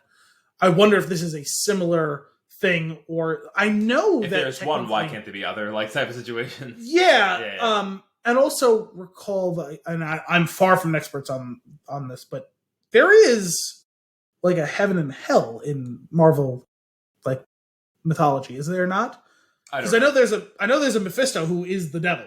Like that is one of the big villains in Marvel. And when he wakes up in the mid-credit scene, he says, "Am I in hell?" Yeah. So I'm not saying that this is hell, but what I'm saying is obviously there is some sort of other limbo-esque kind. Yeah. Where I'm so curious. I'm excited. I'm pumped to see where it goes. And it would seem obvious to me that those are the other Lokis, and maybe all of the other variants who've been pruned by the TVA. It may not just be Lokis. Theoretically, it may Mobius be all of there. them. So Mobius may be there as well. Yeah. This is so cool. I will also say the other thing that was like, even though I knew it was coming, it was still as it was happening. I feel like the spectacle made it exciting. It's like when they get up the elevator and they go in and the timekeeper starts speaking, I was like, what is this Wizard of Oz bullshit? And then sure enough, like it's an android. Like it's literally some Wizard of Oz bullshit. Yeah. Also, 2 of the 3, I could not understand a word they were saying. Yeah, that was really difficult. That was poor design. I knew it was going to be some sort of ruse. I didn't think it was literally going to be the Wizard of Oz ruse. I was wondering for a minute if it was going to be that what's her name was pulling the strings all along. The one who was the judge. No, the one who's like the judge. I forget. She got some weird alliterative name. Both her names start with an R, and I forget what they are. I totally knew that when Ravonna Renslayer. Yeah, that sounds right. When Sylvie knocked her out, I was like, oh, she's definitely going to come back and prune one of the 2 of them. I just wasn't sure which one it was going to be. Right. Obviously, ended up being Loki. Curious to see the explanation of all this. I'm curious to see, well, okay, so if these timekeepers aren't the real timekeepers, are the timekeepers somewhere else? They just aren't here, and this is kind of like the showmanship to deliver that message, or the timekeepers not exist and it's some other force. I wonder if it was Ravonna. Obviously, it seems not to. I have a major question about her that feels like a plot hole, but I reserve judgment calling it that until we see the final 2 episodes. What do you got? What are you worried about? Well, just the whole way the Sylvie thing went down. Yeah. Doesn't fit. Like, we didn't see what she did to quote unquote break the timeline. Mm-hmm. She's a young girl. I mean, I understand they age differently when they're Asgardians or whatever, right? But like, by their standards, she's very young. She doesn't have time to do anything. She doesn't seem evil Loki yet, right? So like, there's nothing to say she was up to any sort of significant mischief. She's just playing with her fucking toys. You know what I mean? She's the equivalent of an 8-year-old or whatever the hell she is. Mm-hmm. They just swoop in and they're going to throw her right on trial. And it's like, oh shit. And she disappears in a fit of panic. And Ravonna was the one who captured her. Mm-hmm. She's the one who's bringing her to trial. And then she disappears. She was there in front of the judge. Mm-hmm. Why is there no official paperwork on this? Why did she get off without any admonishment? She lost her temporal pad. And this variant, who has caused so many issues for seemingly thousands of years, got off on her watch, and she ended up the one in charge? Yeah, so I have a theory about this, and that is, so like what I was thinking is that and there's no paperwork about any of this, right? Or it was expunged, right, to some degree. So like what I was guessing out of this, based on like the way because the character also has a very different demeanor, and that scene obviously was a long time ago. But yes. Ravonna, like, I'm kind of wondering if whoever's pulling the strings, right? Here's my grand, like, so far grand theory. Whoever's pulling the strings is actually a single person of some kind that has actually created this whole concept, right? And my theory is that they are pruning timelines that could potentially dethrone them from this ridiculous power that they have, right? Like, that's like, it's very selfish. It's a very selfish thing. Keep me in power. It's a reasonable hypothesis, yeah. Right? I think that this person, or entity, it's kind of like that, like almost like that charismatic thing, like very easily can like win people over. And I assume that like Ravonna, when she was a young or lower down the totem pole in the what is it, the TVA? TVA. When she was like that, she was like a tryhard, right? And like really wanted to impress this person, like really believed in the mission and things like that. And that I'm guessing that person groomed her, right? To the point where she made a big mistake there and like something happened and she probably has to prove, like we don't know what happens in between. But like she probably has to like prove herself or something, or is continually trying to prove herself to work back that debt of screwing this up, and has since realized what's actually going on, but also the power, how powerful that being is, that she's like terrified now. I think and like she's now operating out of fear. I think that I feel like they're gonna give her character a little bit more dimension. Well, it's obviously she's operating out of fear because she snaps when he asks questions about what's going on. She's trying to protect some sort of illusion. The question is it on whose behalf, right? Right. Is it the Timekeepers? Is it some other power behind the throne? Is it herself? Because right now, the only, and I've had mere minutes before we started recording to like try and process all of this, right? I wonder, the only conclusion I can come to right now that makes sense, that it wouldn't be a plot hole, is in trying to defend herself for her horrible botching of that situation, did she find some way to seize power of the TVA and remake it in her own image? Did she kill the Timekeepers, kill anyone who could question her, or brainwash, right? Maybe it's not kill, because we know some of the TVA agents are brainwashed variants. Did she find a way to either kill, supplant, or erase and configure this place where she's in power to cover for her mistake? One of those things where it's like, I fucked up, so the only way is to go deeper down the, cover the mistake with bigger mistakes type of thing. Go bigger, go home. And by seizing the reins of power and all of that's the only way I can protect myself, which was the Loki plan from the beginning of the show, remember, was like, right. I was caught by the TVA. If I can supplant the Timekeepers, could I take control of the TVA? And that's the only way out of this for me. So I wonder if that's what she did, because that's the only way you cover up that sort of debacle that she created. Because like she should be scrubbing toilets at the TVA, not the one in charge. We also don't. We know now that some of these TVA agents are variants, that they have all of them. They have, right. So I guess there is some other mechanic or tool at play that we don't really know how it works yet, where you are able to erase a mind, right? So like, which is why I think that's the case. Yeah, it could be. I'm curious. I can't wait to see how it unfolds. I like that. Like, we could have little theories right now and stuff, but I feel like there's no way to know. Like, it's just speculation at this point. And if you're right and you happen to be right in the future, I feel like it's like we could say we didn't know, but we had some ideas. Well, because there is something. I mean, we've always known that, or maybe not always, but for some time we've known there's something not right at the top here. Yeah. But when you look at specifically the relationship between her and Sylvie, one that's predominantly existed off screen because they've been separate since that time. Right. And it even further piqued my interest when they're taking the elevator up and she asks, what was my crime? Like, what could I have possibly done? Again, going back to the point I'm making, it was like, she's a, Asgard equivalent of an 8-year-old. What could she have done? Yeah. Well, that's the reason why I think that it's something else. It's like but it was more than that, just though, because it's following up that question with the response, I don't remember. That's a lie. Sassy.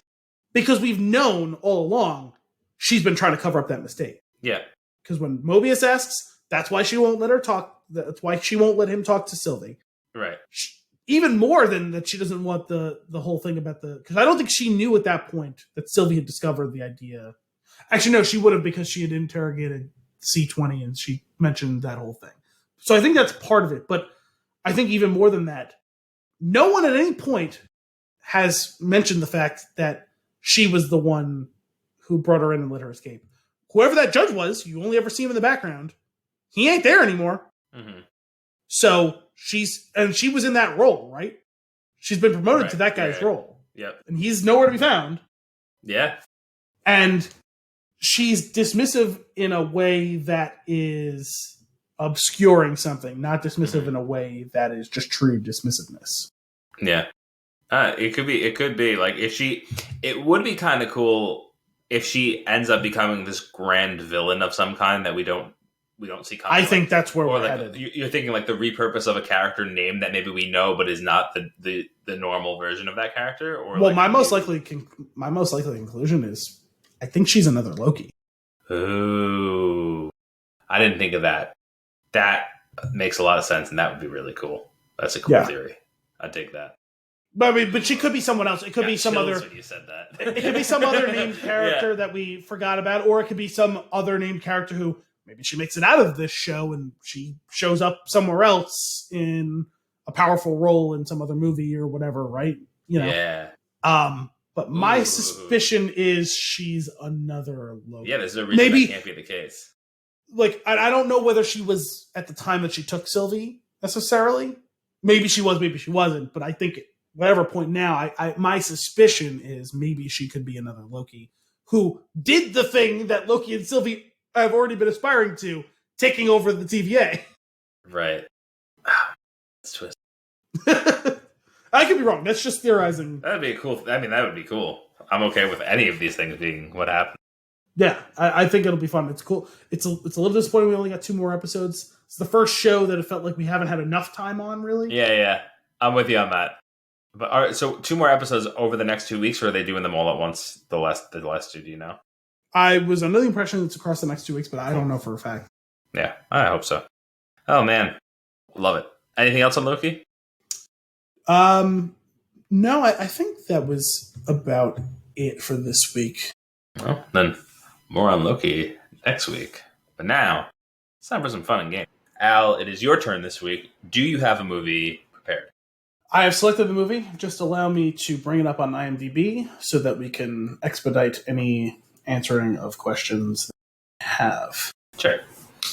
I have selected this movie on IMDb. Okay. I am ready to go, I guess. Okay. Did this movie come out during or after the year 2000? Yes. Okay. You said after, right? Yes. Yeah. Okay. Did this movie come out during or after the year 2010? No. Okay. We have 2000. Is this movie... Was this movie nominated was this movie nominated for any of the big Oscar categories? No. Okay. Has this movie been done on the series Flix and a Six? No. Okay. Is this movie an action movie? No. Okay. Well, I will clarify. It's not to say that there isn't action. At any single point a moment of action. Sure. It's not an action movie. It's just not an action. Okay. That was what, 4? I don't know. Yes, Probably. 2 years and then nomination and then category. Okay, so 4. Not a nomination. Year 2000. So the year 2000 flick. Okay. Is this movie a comedy? No. Okay.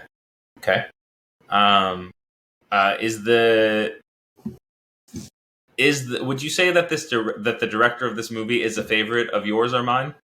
No. Huh. Okay. Wait, sorry. Just to be clear. Yeah. That's not to say that it's a director that either of us hates. It's just not. No, it's not like one that we are like, oh yeah, we've ever highlighted. Favorites. Does this movie have a primary lead? I don't know how the best way to ask this question. There's a core group of people in this movie, but I wouldn't call it an ensemble. There is a lead, an identifiable lead. Identifiable lead. That's what I was looking for. Does this movie have an identifiable lead? Okay, cool. All right, so there's a lead.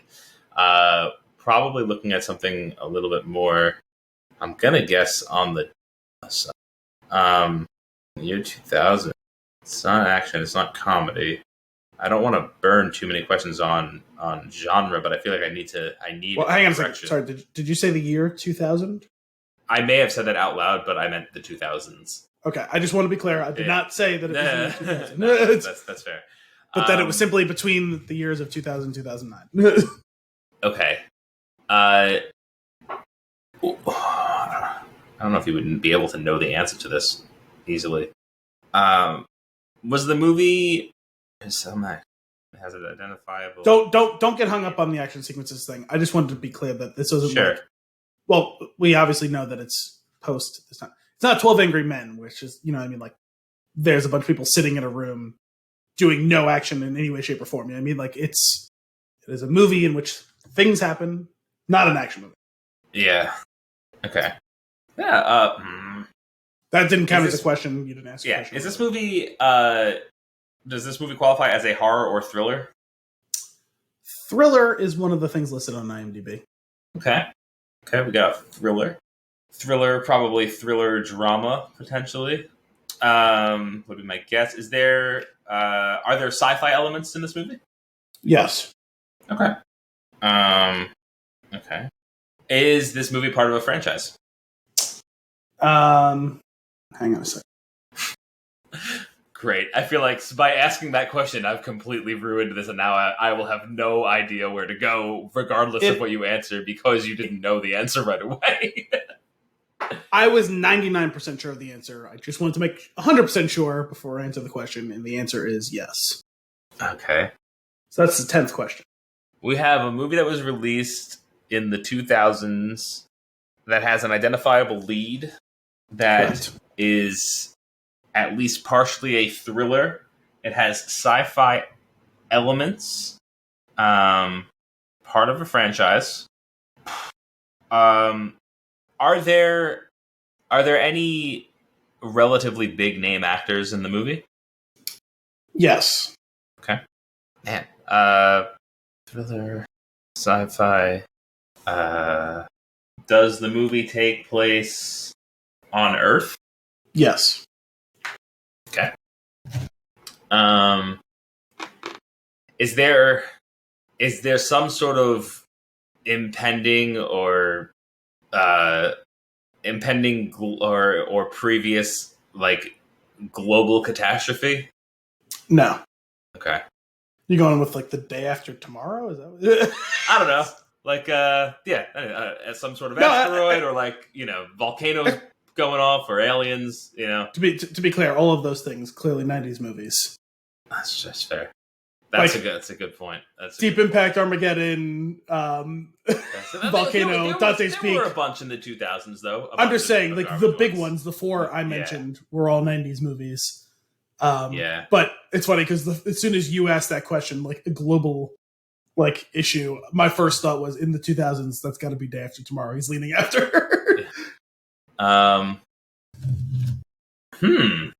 Is this movie rated R? That's a good question. What is the rating? Yes. Okay. That was 14. Series rated R, sci-fi thriller, 2000s. Some known cast members. We don't know who. That's a tough one, right? Because if you can nail a lead, right, you can start whittling it down real quick. Yeah, but how do you even get there? You have to really get lucky with your guess, right? Really pigeonhole the genre so specifically that you have a good chance of guessing who it is. Yeah. If it's action movies of the 80s, you got unfortunate you didn't think of the one person in a couple weeks ago, but if you guess and it's Arnold Schwarzenegger, it's okay, man, I can really just narrow down these couple of movies, right? Yeah, some well-known actors in it. Sci-fi thriller, part of a franchise. There's no impending global issue, global catastrophe of some kind.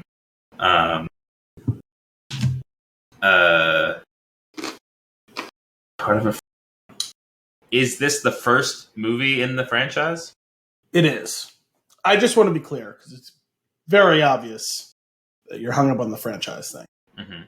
There's more than one movie in this series. Whether or not you would define it as a franchise is up to your interpretation. that's probably helping you too much. Well, helping you too much at least in setting you in the right course. I don't know if that's going to help you get the answer, but like, I just want to be clear about that.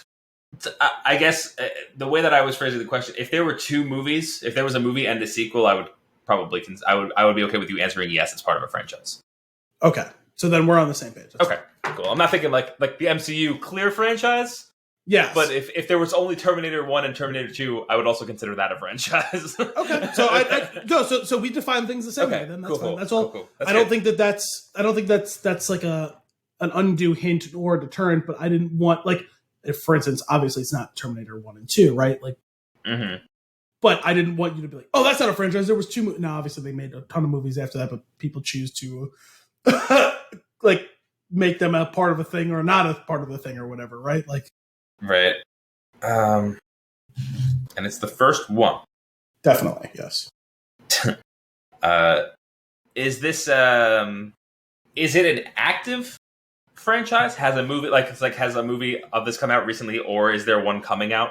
Like, that's what I mean by act. Like, I'm gonna say no for all intents and purposes. If it is, if I'm wrong about this, I mean, I can go do the research if you want. But if there is, it's probably a direct-to-video movie. Okay. Oh my god. Listen, I'll just say this, right? Because this movie clearly can't be it, because it was an 80s movie, right? Like, The Lost Boys. Yeah. Spawned a franchise. There was one that came out a few years ago. It was like the third or fourth one in the series. Now, I'm pretty sure that whatever the most recent one was came out straight to video.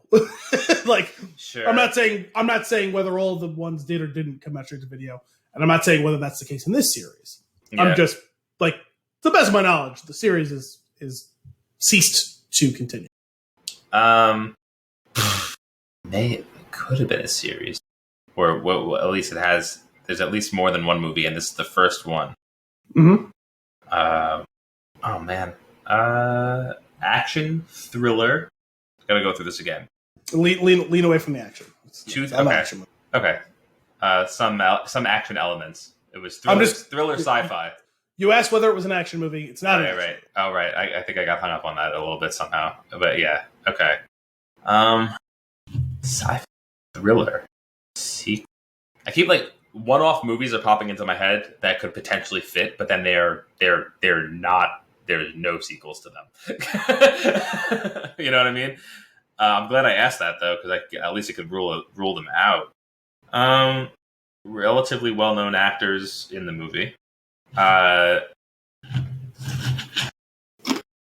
Really? Action. Is there sci-fi? Damn.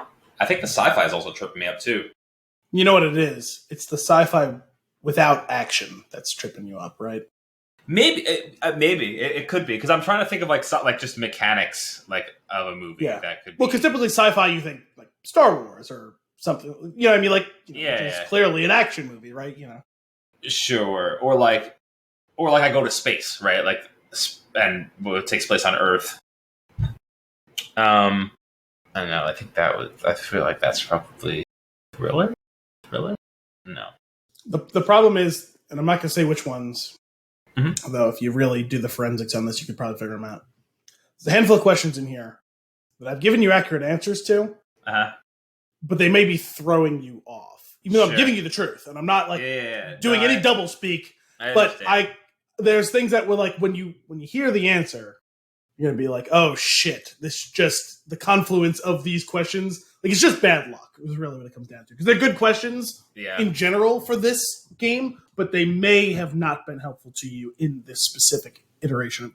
Yeah, like I'm seeing that now. Now that you've reached this stage, you know. Mm-hmm. I do have to consider that we haven't done it. That is a big thing, because this is the 174th episode. I mean, it's certainly a factor. I feel like I asked if it was a comedy. You asked, and the answer was it is not a comedy. Okay.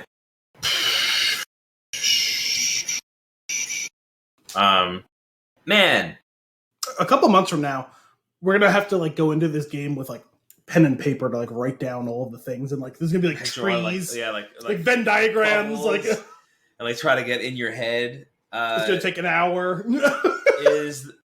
Is the movie based on? What's the best way like based on a licensed property? No. Okay. Really? That was 17, by the way. Is the movie based on a book?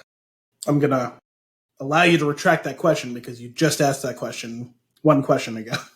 Not based on licensed property. I was thinking more along the lines of like a big character thing, but I guess that makes sense. No, to the best of my knowledge, you know what? Is in no way. Is this an original screenplay? It's probably probably would have been like a better way to go about it. Well, I think either way, to me, if you asked if it's based on a licensed property, it could be a comic book, it could be a book, it could be. Okay, that's fair. That's fair. Good to know. Good to know going forward. All right. To me, if it's either original or it's licensed. You know what I mean? Mm-hmm. That could be. Oh, go ahead. Is this movie live action? Yes. That's 18. that one I know. So you're basically down to your last question. Yeah, it's what question and a guess, right? Yes. Well, that's what I'm saying. You're down to your last question. Yeah. Sci-fi thriller. You have no chance at this point, so okay. I'm going to give you an unprecedented hint. Ooh. Now, this may in no way, shape, or form actually help you give an answer, but it's from the year 2004. Okay. Thanks. Doesn't count as your question. Nope, that's fair. That's like one of those things where like it doesn't even matter. Which is why I'm just trying to like spice it up because I feel bad because you're like at least like Indiana Jones, you were close. You're not really close. You haven't gotten anything tangible. I've got nothing. I've got. Now, if you get it, nothing. It's gonna be hilarious. Oh my god. Is this movie a mindfuck? Define that, please. Like like some sort of like outlandish, deep concept that's like it's hard. It's like it's kind of hard to like. It's like you could follow the movie, but like wrapping your head around it is like Jesus. Like this is kind of crazy. I'm trying to think of some like movies from like that era that I could give an example of. Like, well, how about this? Or any era. How about this? Let's pick something outside of the confines. Okay. Does it? I'm thinking something like psychological, or like messing with time and space, or just like mental variance. What do you mean by mental variance? Like, how about let's just go with is there like a time and or space mechanic in this movie? Time and or space manipulation mechanic in this movie? Yes. You're under your guess. Thriller. Relatively well-known actors. Thriller, sci-fi, time and or space mechanic. I was going to say early 2000s, very specifically 2004, which is just fantastic. Early 2000s was like very specifically part of a franchise, but you had to look it up. I don't know when this movie came out. It could be any time. This movie could have come out at any time, and it's like one of the, like, you know, there's some movies that like I know the year that came out, and then there's other movies that are like I just don't. That's either 2004 or 1937. What the hell was it called? Hang on, I want this. I want my guess. I just got to think of the name of the movie. It would just be so amazing. I actually think you're going to get it. I think the year was too much. Oh man, what? Oh my god, the name of the movie's on the tip of my tongue. Is it The Butterfly Effect? It is. Oh, yes! I shouldn't have given you the year. I was too nice. I think the year definitely helps. Because like when I started thinking about like the time frame... The second you went from 2004 to your very next question being, is it manipulating time and space? It was like, wow, so he knew that movie came out in that year specifically. No, like not even. That was a thing that I was like, I feel like, okay, so then I start to think about things like The Sixth Day, right? Like that's a mind bender. That's where that was coming into play. Okay. And that's why I couldn't think of like what I wanted to say, but like I was thinking like clones, like mental, when I said mental like you don't know who you are. Oh, it's like identity. It's like identity crisis, but on like a higher level, not like a woe is me identity crisis, but like a holy shit, like what am I? Like it's funny. I was thinking about The Sixth Day after watching Blade Runner 2049. And nice. And for a while, I was like, I was about to pursue that route, but like I kept having to take myself back. There's clearly action in that movie. And I don't know. It's just like, and the franchise thing killed that. But there are then that stupid movie. I have seen The Butterfly Effect many times. I figured you had seen it at least once. So I was like, okay, it's fair game to pick this totally random early 2000s forgettable sci-fi movie. Well, not forgettable, but like mediocre sci-fi movie. Yeah. But like, I like this idea of like, you're picking a movie that like, I mean, I know it exists and I know of it and I more than likely have seen it. And that to me, it was like, okay, has he, if not seen it, at least functionally aware of the movie? Because that movie kind of was a touchstone of that time. And I'm okay with you getting it because, to me, honestly, I think you lose. Because I gave you I lose. That's a win with an asterisk for sure. I wanted to see if me throwing you that lifeline at least gave you a chance. It's so weird because like it narrowed the filter to the early parts of 2000, very specifically a year. Like I wouldn't have been able to tell you The Butterfly Effect came out in 2004. But you knew specifically it came out between 2003 and 2005. Yeah, exactly. No, but early 2000s. Is it in my mind? Is it definitely not 2004? The answer was no. I have no idea. So also recall The Sixth Day is very specifically a year 2000. It is a year 2000 movie, right? Which you did clarify early on. Like I didn't say it was a 2000 movie. Mm-hmm. A year 2000 movie. That's the next one. We're not going to narrow down decades. Is this a year 2000 movie?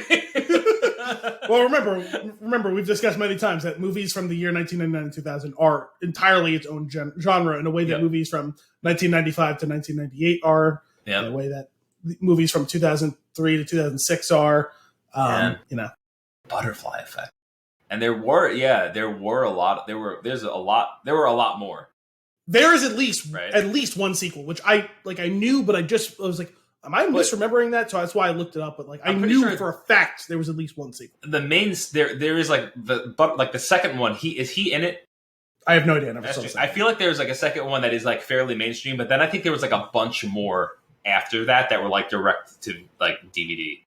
I knew that there was at least a second one. I don't know if there's more after. It doesn't look like he's in the first one. Butterfly or second one. Effect. Who else was in that? Amy Smart. Right. Oh my gosh! Do you know who was in the second one? Who? What's his name from Schitt's Creek? Ted. Really? Yeah. So there is at least a 3. Okay, I thought there might have been 2 or 3. I was like 99.9% sure there was a 2. I didn't know if there was anything beyond that, but I knew it was that type of movie. Like, there's a lot of movies, it feels like, from that era that got a lot of like direct to DVD type. Sequels. Like the Scorpion King got like multiple ones. Anaconda got multiple ones. Man, that was fun, Al. That was a good one. It's a good pick. It's a respectable choice, I think. It's a pick. Like it was a 50-50 shot whether or not I get it. I didn't get it. I got there, but I didn't get it. You know what I'm saying? Yeah. Well, we literally got down to the point of a coin flip. Like exactly. It's like throw out a random. I gotta think. Remember some of these questions though, like time or space mechanics, sci-fi, where it takes place, Earth or elsewhere, like things like that. Like contemporary is another good one. Like no, you asked a lot of good questions. The problem is so many of them were actively sabotaging you in this one. Yep. Because sci-fi movie, but this isn't really what you think when you think sci-fi. Yeah. Franchise. There are sequels, but most people, even if they were functionally aware that there were sequels, think of just this movie because no one ever saw the sequels. Like, right. Oh my god, that's too good.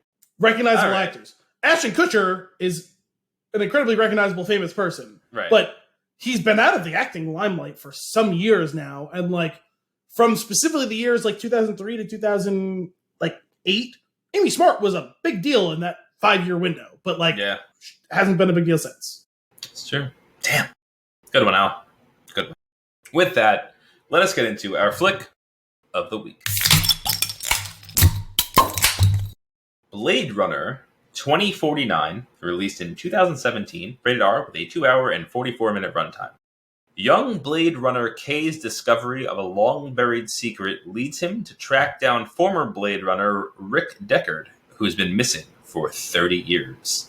Okay, that's your IMDb synopsis. Al, why don't you kick us off with your tweet length review? I'm going to take a deep breath because I might be about to do a blasphemy. A what? A blasphemy? Oh, okay. An overall more coherent addendum to the Runnerverse that covers the same exact thematic material as original, but better. Plus, it's gorgeous to look at. 8 out of 10. Oh, okay. So you enjoyed it. Is that blasphemous? Well, considering how largely revered the original was, and I don't know honestly how this one was received. That's fair. Critically or I thought it was for whatever reason, well, but I feel like it was received fairly well, but quietly by critics at least. I don't know how it was received by the fandom, because it's not a fandom that I've ever really engaged with in any way, shape, or form, actively or passively. And not in the same way that I'm familiar with how the first one is viewed. So I didn't know if this would be considered blasphemous, but sure. We did the first one sometime last year. And I guess let's get yours first, and then we can keep going with all of that. But yeah.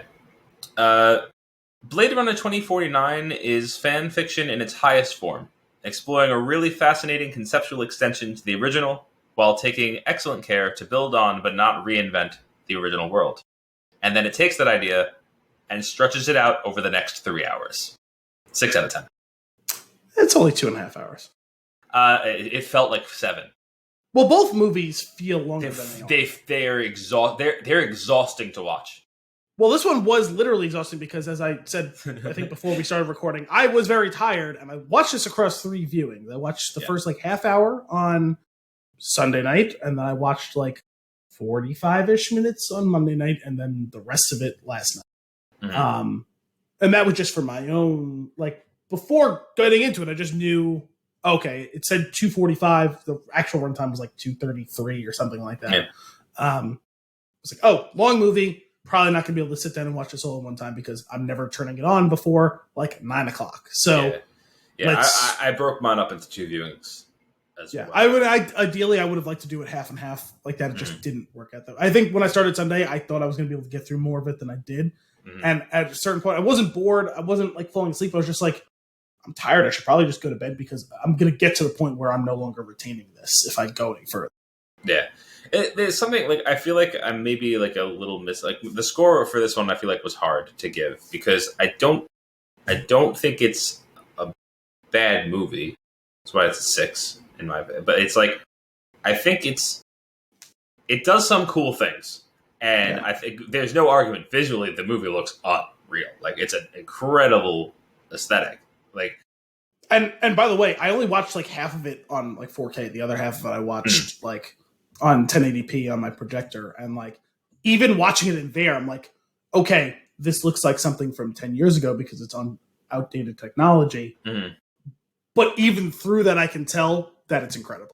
Yeah. Yeah. The production design was outstanding. And from a technical perspective, there were so many cool and inventive. I had already seen a kind of a making of thing a couple of years ago. That scene where they graphed the 2 characters together, that's incredible. That extended almost double exposure is what it looks like. Yeah, and the way they filter which one is dominant back and forth and when it's 50-50. And it's how it's almost seamless, but it's not. But the fact that it's not is actually intentional. It's not a lacking of the technology. That is a choice that's made. That was so cool to me to watch that unfold. Yeah. That was pretty cool. There's a series of cool things going on in the movie. I just think overall, I'm not super in love with the universe. I think there are some cool things that they're exploring. I love the idea of exploring what does it mean to be alive. Yeah, which obviously that's at the core. That's what these movies are actually about: is the nature of self and intelligence and life, and what those things all mean to the individual and to a society, and where those 2 things intersect and interact, and ultimately come into conflict with each other. The thing is, both of those movies are about those exact same things in the exact same way. It's not This isn't like The Force Awakens and A New Hope, where it's like a mishmash of the same exact story, right? It's two different stories examining the exact carbon copy same themes. Mm-hmm. I thought this one did it better and more clearly. I agree. I think it because like you can check the boxes as quote unquote equal about like the nature of self and the nature of life, but a big component of what Blade Runner is supposed to be, which I only realized after watching this one, was, well, when we have to redefine what life is, do our preconceived notions of whether or not this is a slave or a tool come into effect. I didn't appreciate, or maybe the movie didn't do a good, clear enough examination of that important distinction in the first one, where in this one it was very obvious. Oh my God, you've acted like these things aren't alive and intelligent in the way that you are, so you don't even view them as slaves. Right. Which obviously has parallels to how actual slaves have been treated in real life historically, where academically, because they were born, we know that they were humans, but they were treated as less than human. In this case, there's the thin facade of this was grown in the lab. We created its personality. We created its memories. They don't exist. They're not real. We gave it a name. We gave it a purpose. It is analogous to a computer behind that thinly veiled facade. I just want to jump in for a second here. If you lose me, and this becomes the end of the episode, my power went out. I'm just saying it now. Did it? I mean, no, it blinked. Okay. I saw a flicker of light. It blinked a couple times, which was not ideal. So I guess we'll see what happens. So anyway, to finish that point, they kind of talked about it. Like, was it Roy Batty? What was the character, Rutger Hauer's character, right? Like, talked about how like they were like servants or slaves, kind of, or whatever. But we didn't see it. Yeah, we didn't feel it. Like, they told us it, but I didn't see or feel it really. Exactly, like, these things in a real way. Well, they happen over there. Yeah, so it didn't have the same impact. It was tell, don't show. I saw it and I felt it in this movie. It's like, oh, that's what this has been all about this whole time. Yeah, that is a really interesting thing to talk about. Yeah. Why didn't you do it in that 2.5 hour movie that came out 30 years ago or 35 years ago, whatever it was? Because we talked about it now. When I was done watching the movie, I felt like Denis Villeneuve felt the same way I did. Just got to that point earlier. Like, I feel like you guys had something to talk about. And you like didn't do a really good job. I'm going to do it better. for sure. I do like to do it better. Like, they just take the question like one step further, right? It's like it can think, it can act, it can seemingly simulate emotion the same way that we do. So, is it real? Is it life? Like, is it equal? And then so I feel like it's almost like you hold back the next piece of it to get the answer to that first, so that this is like layers on top of that, right? Which is, okay, what if it wasn't created in a factory? What if it was born? And which that's what we see unfold in this movie, right? Yeah. Is well, that's not possible. It's like it's the Jurassic Park thing, right? Like, oh no, we control their lives. Like they only give birth when we tell them to. They eat when we tell them to. They breathe when we tell them to. Well, motherfucker, they evolved and then they started doing it themselves. You in control? Same thing here. We created finds a way. Exactly. We created you. We've given you purpose. We've given you life and thought. And so, no, you are not our slaves. You are our tools. Until you evolve to the point where you can create the life itself naturally. Yeah. And then it's no longer an academic discussion of the property or person. They are people. Well, I think what they did that was interesting was one thing that I really appreciated about the execution was, so we get this idea like there is a replicant that was born, right? So that's one aspect of it. I think that's really cool. The other thing, the opposite side of that is we have the head of like that Wallace Industry. He's augmented, like he's half machine to correct some of the things that have gone wrong with him. So like, so that blurs the line too. That's just coming at it from the other angle, right? So it's like, well, so if that person's, they're basically the argument being like, if this person started off as a machine but grew human emotion, or become like has human emotion, are they equal? But you started off with organic tissue, but you're mostly robot because of the augments that you put into you. Like, how is that different? Well, so that's the other important part of this. And maybe I don't know if I was misunderstood this, if I misremembered this, or if it wasn't clearly defined to me when I watched the first one.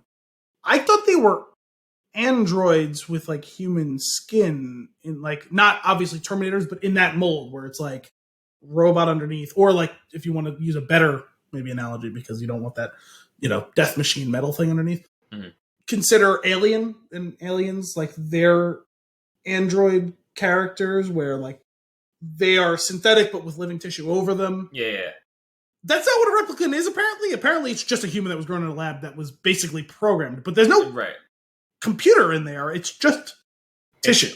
It's synthetic tissue, right? But ultimately real and living and breathing. Right. It just didn't come out of a womb. Cells. It didn't. Exactly. Yeah. I thought it was some sort of hybrid, and clearly I was wrong about that until I watched this movie. Yeah, because like the serial numbers are like on the bones, right? Is that where they were? Yeah. Well, it was on the eyelid or whatever, right? Or the no, that's sixth day. Okay. Well, it's that too. You got those orange dots.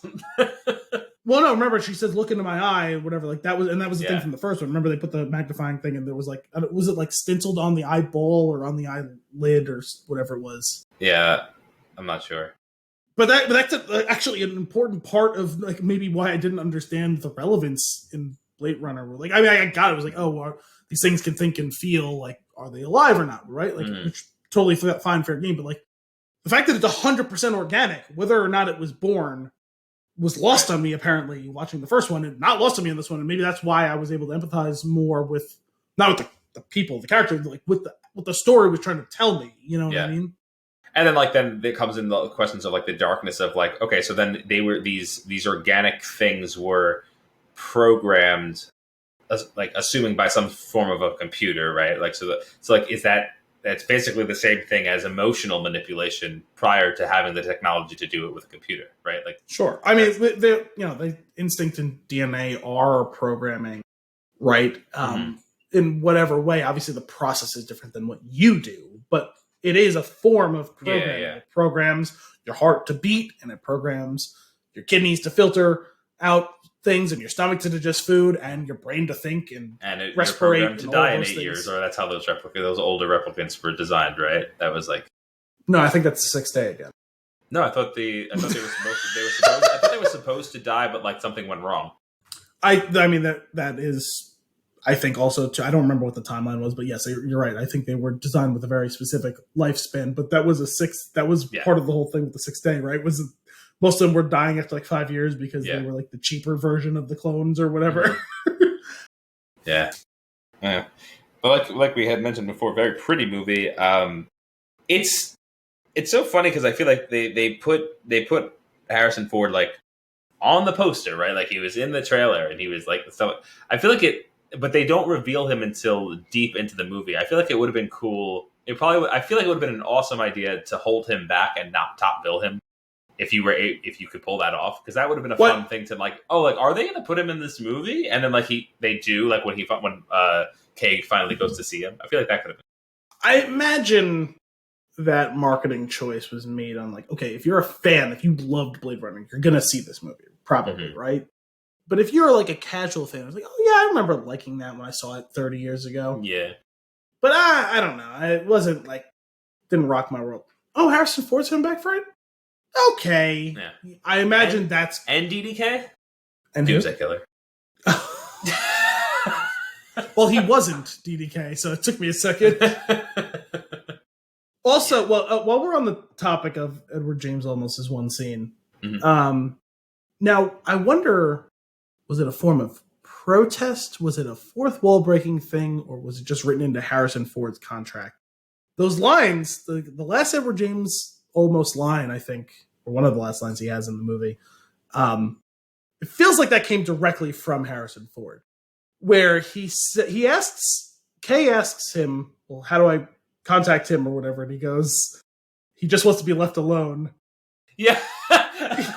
He's gone somewhere where he can't be found. He doesn't want to be involved with all of this. I'm paraphrasing, but that was the gist of what he said, and I was just like, now, are we talking about Deckard or Harrison Ford? Because I feel like that's what Harrison Ford's been trying to tell us for like 10 years. Yeah. Please leave me alone. I just want to crash my plane in peace. Yep. He got hurt again, by the way, making Indiana Jones 5. Did he really? He like broke his shoulder or something. Oh my god. Dude's falling apart. There is a scene in this movie where he starts running, and I went, oh my god. Because he is off balance. I mean, I understand he's old, but like they didn't need to make him run in that scene, and he was just like, it very much looked like he was running away from the movie. It's like Tom Cruise in Family Guy, that Family Guy joke, running away from his thoughts. Yes. But maybe I'm misremembering the timeline, but was this movie shot after The Force Awakens? Is he just running poorly because his ankle got shattered in that? Maybe, but he's definitely running with that you know the feeling, right? You're running downhill and you can't stop. That's what it looked like. Like the body was like he wanted to be done, but the body kept going. Hey, this is pretty good. Running downhill makes me go faster. Oh god, it's too fast. I can't stop. Yeah, exactly. That's what it looked like. But it was flat ground. Great scene. There are a couple of scenes that took me by surprise. One in particular, like where I actually jumped and went, oh, like I very much pitch meeting went, oh my god, was when that I can't remember when Love just karate chops that guy in the back of the neck. Oh yeah, when she did that, I was like, wait, is that how bodies work? Yeah, she karate chopped him one time in the back of his head/neck, and his face exploded. Yeah, that was intense. It's unsettling. But that guy doesn't make it. Not just, all of her stuff was unsettling. What she did to when she crushed that glass in Robin Wright's hand, I was like, oh god! Because I almost said Claire. No, I had to. Like I was running downhill, and I almost said the pen at the end of it, and I was trying to stop from saying. Got it. Yeah. When she's crushing her hand, I was like, And yes, I literally felt it in my like that tinge and that like where you like kind of like shrink up. You're like, no, I can. But even though she dies in that scene, I think she won when she was like, just do it. It was like very much like who cares? Kill me. It's fine. She won on that part of it. But then her head hits the desk after she scans her face, and that she lost that scene. That was so disrespectful. But oh yeah. No, but on top of that, she, in a greater sense, she lost because A, replicants aren't supposed to be able to lie. She got lied to. Totally didn't see it coming. True. 2, all of the things that she thought she was stopping and wasn't going to happen are happening. Right. So really, she lost because she died for nothing. Like, I'm not saying her cause was right. Held her own. The cause she was fighting for, she got laughably wrong. Yeah. Oh, man. There was that. I definitely got like turned around for a minute with the whole like, okay, who are these people that are trying to get Kay? Why do they want Kay to kill Deckard? I wasn't they were, I guess, just worried that he was going to blow the whistle on this whole thing. Like, I don't really understand what was going on there. Like, why they that group of people that eventually gets Kay and he's like talking with them, where like they have to reveal to him that he's not the child. They want him to go kill Deckard. You kind of saw that untwist was going to come eventually, but it went so long and it was the rug was so brutally ripped out from under his feet that I felt bad. Oh yeah, definitely felt bad for him, but knew that it was the girl in the box. Sure. But, well, I didn't at first. For a second there, I thought it was definitely going to be Kay. And then as it kept going on, I was like, it's not going to be him, but I wasn't 100% sure who it was going to be. Mm-hmm. And I probably should have remembered, and that was probably more of a thing that came from watching it across 3 viewings, that I lost track of her a little bit. And I should have seen it because you basically know in watching these movies that everyone's lying at all times and that nothing is ever real or true. And so her saying, oh yeah, that's a real true memory, I should have immediately known, okay, so it's definitely not. Yeah. Because like, why would I take this one fact as fact? It was a real true memory, hers. Well, from a certain point of view. Yeah. It felt like that was. It's okay when you, from a certain point of view, within the same movie, right? I think so. It's when it comes across multiple movies that it starts to get a little wonky. But so anyway, that was the replicant underground of replicants that have freed themselves from control from the new models. Because remember, the old models were the ones that did that, and we made the new ones, which are supposed to be even more obedient and subservient and couldn't possibly rebel. Except now they are. And the underground was they're like this close to being ready to start their revolution, and they don't want someone to have an offsides. And Deckard letting Wallace know they were going to interrogate the shit out of him. Okay, yeah, okay. Replicant, they have tricks that will eventually get them the truth out of him. Yeah, so didn't want to. We want you to play Deckard, and the scene that would have that they should have had after that is when they pan the camera to the entire sea of replicants, and they all go for the greater good. Basically. Okay. Then we get that crazy fight sequence. Okay, here's the thing that bothers me, and this is totally just a me thing. It doesn't mean the movie's bad or anything like that. I hate when scenes or things in a movie are weird for the sake of being weird. It's a thing that I've never liked. It is the reason why I dislike a lot of Tim Burton's stuff. Like just like extra, like something being like extra weird or extra over the top because it's the vision or whatever. I just don't like it. I don't care for it. Okay. I don't know why. What specifically in this? There are certain things like there's a lot of it in Dune too. Like there's some extra weird stuff that happens in that movie. Like that whole thing with the weird glowing worm thing or whatever. Like you talking about that stuff or? So in this movie, like I'm racing through like a whole bunch of scenes. Sorry. When we go to, there's something about, and it probably also has to do with the lingering camera, which is another thing that I totally get it. You made a beautiful world and you want to show it off. I get it. Well, unlike we were talking about Halloween earlier, this didn't feel like that. This is meant to be a mournful, contemplative, atmospheric movie. And everything in the visual and audio very clearly states that to you. Mm-hmm. Everyone's mileage on that's going to be different.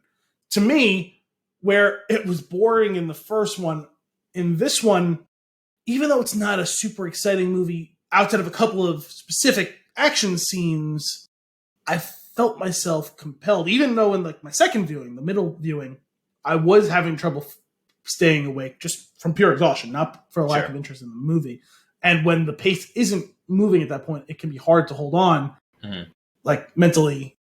But I kept wanting to see what's going to happen next, even though there wasn't always a lot of things happening. I mean, there plenty of times there is. I think I'm with you on that. I wanted to. I didn't want to turn it off or anything at any point. I was in it enough that I wanted to see where it was going. But like, okay, certain things like when they go to Vegas or whatever the hell Harrison Ford's character is, but like those giant like body statues, right? Very strange, very weird for the sake of being weird. And that type of thing I thought was a little odd. And then we lingered on it for a long period of time. Then we get into their whole fight, and they end up in that entertainment room with the stage and the holograms. And just the way that is like skipping and changing between things. It's like that bothered me for some reason. Like it was very weird. It was just being weird. And for whatever reason, it makes my skin crawl when there are scenes like that. It was a little weird, but to me, I thought it was done purposefully, not even for aesthetic purposes, but like to show you the fall of this place, right? Because remember, like the original Blade Runner was supposed to take place in, I think, was it 2015 or 2019? And obviously, they wildly exceeded expectations for when the technology was supposed to be. Mm-hmm. This one is 2049, which, again, when your basis is already the technology is wildly beyond where it was supposed to be, even more so. And it's like, okay, so now how are we going to up the ante? Well, Las Vegas doesn't exist. There was a dirty nuclear device that was detonated there, and there's fallout, and it's not safe for living beings to be there, except for, I guess, maybe replicants, because while they're human and living tissue, apparently they were built with protections against radioactivity, because Deckard should have been totally falling apart, and he wasn't. Also lived well past that 8-year mark, which is part of why I was wait. I feel like they still play it loose with whether or not he's a replicant. I thought this one basically solidified its fact that he is. I'm convinced after the first movie that he is, but I thought that it was still an open-ended question as far as everybody else is concerned. Well, I've only seen one of the versions of the original one, so I don't know the differences that compare and contrast, where one it felt like he 100% was, whereas the other one it felt more ambiguous. Mm-hmm. My point was that to this one, it felt like they made it... He's very specifically part of the replicant cause. It's a big deal that him and another replicant were able to have a child. I thought but it could also be a big deal that he was able to mentally get past this whole concept of not. Well, I think there was also a line that he said something along the lines, I don't know if it was him or Kay, someone said something along the lines of like, someone like us. I didn't think he was talking about Blade Runners. It sounded like he was talking about replicants. Oh, I took that line as Blade Runner. But I can see what you're saying. At the beginning, there's all those hints, though, too, for sure. The very first scene when they very first meet, the first couple sentences, it's very clear that they're talking in a way that they're talking as two Blade Runners. Mm-hmm. But it's like 10 minutes later, the way he says it, to me, it felt very obvious that they're talking about replicants at that point. Not that being said, I still and again, I think Deckard is, but I also think that the cause of this movie is. It makes it even that much more interesting if the child is the child of a replicant and a non-replicant. I think that's what's more interesting. So that would make him. Well, there's always that sort of situation, right, where there's someone who sympathizes with the cause of the oppressed, who, and that makes its own whole interesting take on that situation. But there were the bees too, right? Which hints that I guess other living things could be there, unless they're bee replicants. I don't really know how that works. Can bees be replicants? Well, and then there was also the question, I don't know. The dog but replicant? Actually, I thought they kind of leaned towards the fact that the dog was. Well, he certainly asked the question. He goes, ask him. Ugh.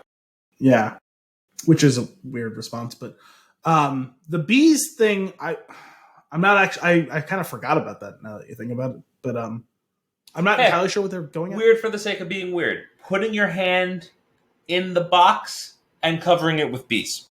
Weird for the sake of being weird. I don't think there was any use to that scene. Yeah, I gotta be honest with you. I guess I wasn't 100% there in that moment. Because now that you mentioned, I was like, yeah, that was weird. But I wonder if there was something that I would have gleaned from that had I been paying 110% to that. But regardless, back to the thing about I thought that it was kind of a juxtaposition of the fall of Vegas and that town and Kay of Deckard himself. I thought that those two things specifically were supposed to be juxtaposed there. And also kind of like a bit of world building as well, where it's like, okay, so you see the big weird statues, and it's like, okay, I'm not 100% sure what that means. And then you go in and it's like, okay, this is some sort of hotel or whatever. And then it's very clearly, oh, we're in Las Vegas. Yeah. This is the ruined fallout of a casino, the height of decadence that's been brought low. And then you see Deckard, who was at the apex of his profession in a technologically advanced place, who's been brought low as well by his choices and by who and what he is. Sure. Okay, I'm going to add another one. I'm trying to find more. The more examples are coming to mind, right? Wallace's pool room. See, now there I can get behind your thesis on the whole idea of weird for the sake of purely aesthetic. Yeah. Especially in the eyes too, because it kind of paid off one little bit in when he was the first scene that he's introduced, the fact that his eyes are augmented. It didn't really pay off in any meaningful way, honestly. Yeah. Except so that whole for that one scene about I guess he doesn't know about colors because he was because the replicant's eyes were in green. I don't know. No, I viewed that more not as him not knowing about colors, but as they tried to manipulate and brainwash him, and they underestimated how much. I think, and again, this I think goes to the point of him being a replicant.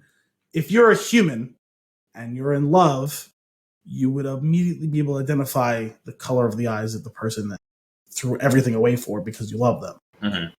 But if it's a replicant, and he is very clearly sees the utility in replicants, but shows a lot of disdain for them, clearly doesn't view them as living creatures, even while he's trying to restore to them the ability. I mean, that's why you know how he's so villainous, right?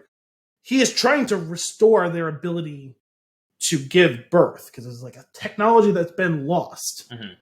so that he can build more slaves. Yeah. And I don't 100% remember if he says the word slave or not, but it becomes very clear to you. He does say slave. I think he does. It's become very clear at that point. He understands the difference between a tool and a slave, and he simply doesn't care. Yeah. Which is what makes him so villainous, is that level of cold condescension. Like, unlike other people, like someone like Robin Wright's character, who the lieutenant or whatever, I don't remember her name.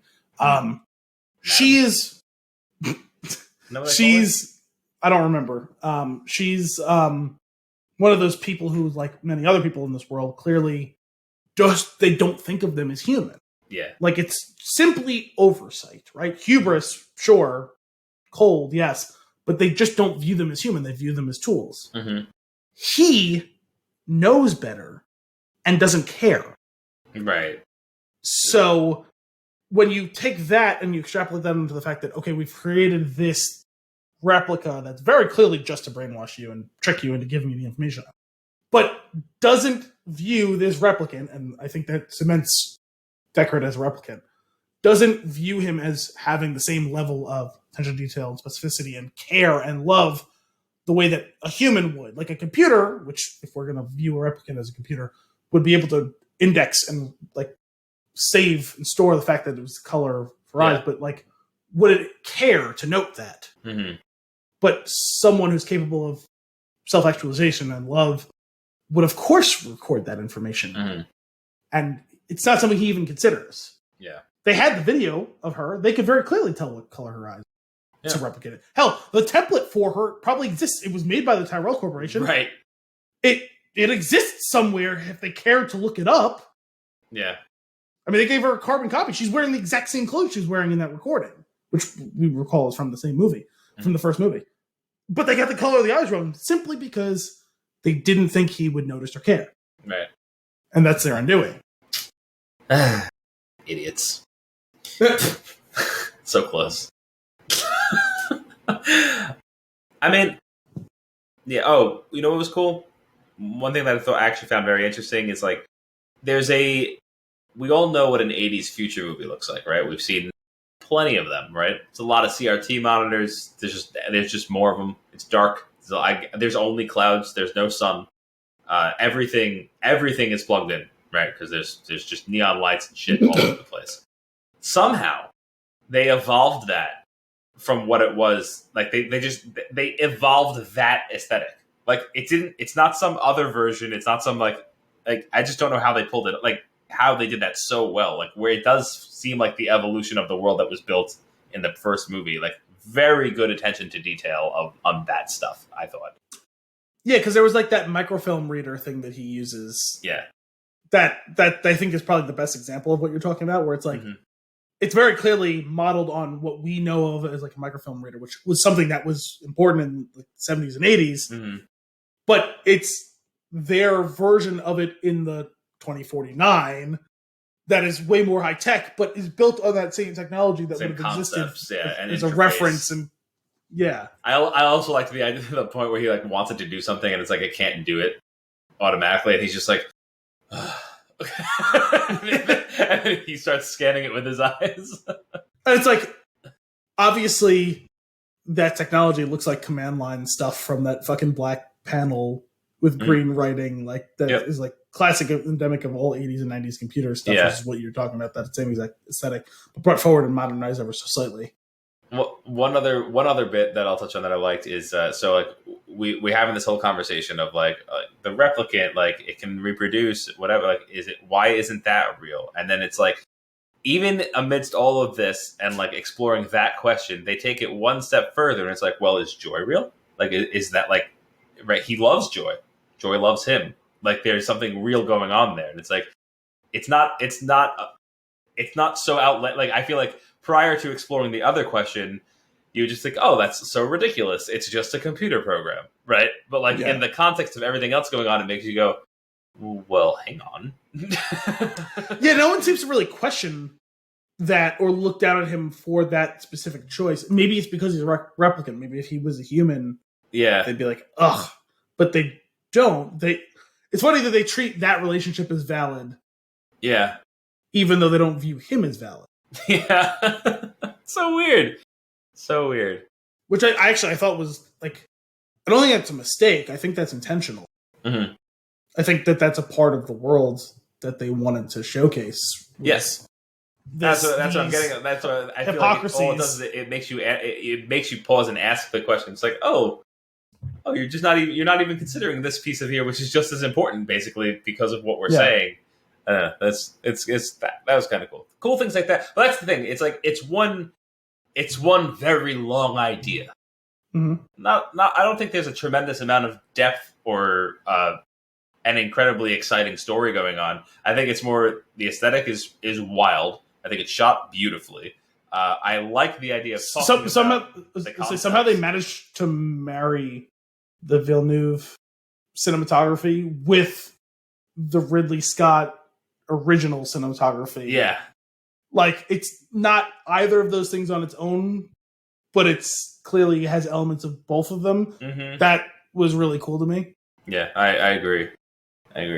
But but all that being said, I think it's fascinating. I think they did some cool things. I think it looks great. I think there's some fun stuff to think about and talk about, like this whole like is replicant like the conversations that we've had. But then overall, when I think, I still can't. I feel like the movie is just fine. Like it's just I don't know. I think the universe itself. I just don't care that much about. I found it compelling. And I kind of half-assed suggested this one the other day because I was scrolling through HBO Max looking for something else, and I just happened to see it. It's like, oh, we talked about doing it, and probably an appropriate amount of time has passed since we did Blade Runner, so why not do it? And it's there. It's easy for us to fire up whenever we want. And I went into it with low expectations because I didn't really we were pretty much on the same page with the first one. I was like, it was fine. Mm-hmm. I felt about that one the way it feels like you feel about this one. And I was watching it, and I was compelled. And it's hard for me to put a finger on one specific reason. It's the confluence of all the things I've mentioned. Mm-hmm. But I think to me it was just how clear it was what the message was supposed to be in this one, and how clear and obvious to me it was that, oh, they're extrapolating on that, not as a cheap thing. It's like, no, you left meat on the bone there. Like, you didn't do a good enough job. There was something there for you to say, and you didn't do a good enough job, and I'm going to do it, damn it. And also, by the way, we're going to showcase all these cool futuristic new technologies now that we can, like, we're going to give life to this world in a way that you just couldn't do. Like, not for your own fault. It's just like you couldn't do it back then. Yep. Yeah. And I think it's a far better movie for sure. Yeah. I think overall, I don't know like what more I want from it, which is the weird thing. That's why I feel like I'm in a weird spot. It's like I just don't think there's enough. I think raising the question and having you think about it is interesting, and I like that. I like thinking about it. That being said, I don't know that they necessarily did enough with it in there, except for continually bounce the question back and forth. Maybe I don't know. I'm not really sure. I think why I have an issue.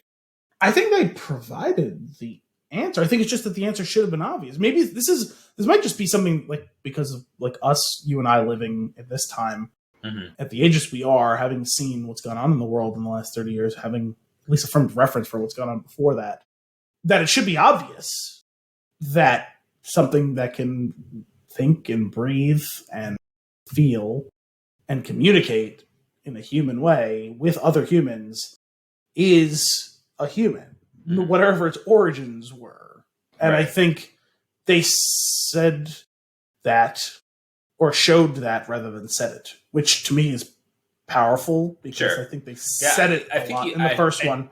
You just uncovered it though. I think that's what it is. I think it's like, that makes sense to me. So it's not astounding to me. Maybe that is what it is, right? We have a I think you're just taking it for granted. I think you're just taking it for granted. Like to me it wasn't groundbreaking, the message. What was groundbreaking to me was that I didn't get it from the first one. This is what is making me appreciate this one so much. Is like, oh, wait, that's what they were going for?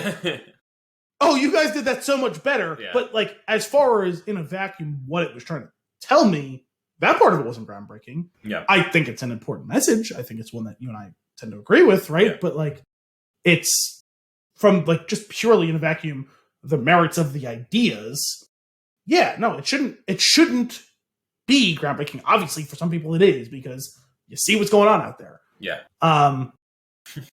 But no, when you I just found it compelling, from start to finish. To the point where if Villeneuve came back to do another one, Blade Runner 2062 or whatever the fuck he wants, year he wants to take place, about whether it be about the revolution itself, about what happens in the aftermath of it, I'd be intrigued to see it. And also that's a good way to look at it, because I would watch, if I heard it was coming out, I wouldn't be on the edge of my seat to go see it, but when it came out, I would make a point of watching it. Yeah, okay, so what else can you do? Yeah. It also reaffirmed to me, and we were talking about it a little earlier, I've gone more from just curiosity to actively excited to watch Dune. Because if you could take what was supposed to be one of the seminal sci-fi movies of that time, that didn't do anything for me, and make me care about it, can you do it again about another movie from that same time period that was just as impenetrable to me as to why I should care about it? Can you do it again? Yeah. Because you clearly think you have more to say on that topic as well. Yeah. Okay, sign me up. Yeah, for sure. You've earned my interest for sure. Yeah. What was that line from Django, right? Like, you had my curiosity, but now you have my attention. Yeah.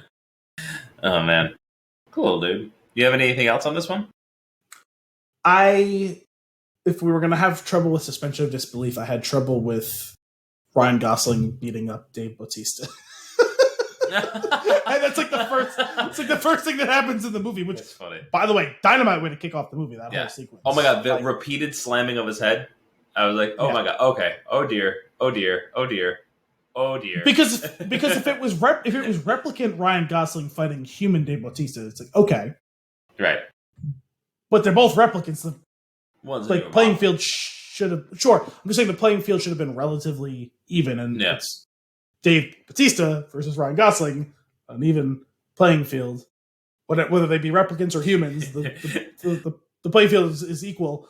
To see Ryan Gosling beat him, and it wasn't like he just Indiana Jones him and whipped out a gun, you know what I mean, when he's got a sword. Like, he beat him in hand-to-hand combat. That's really funny.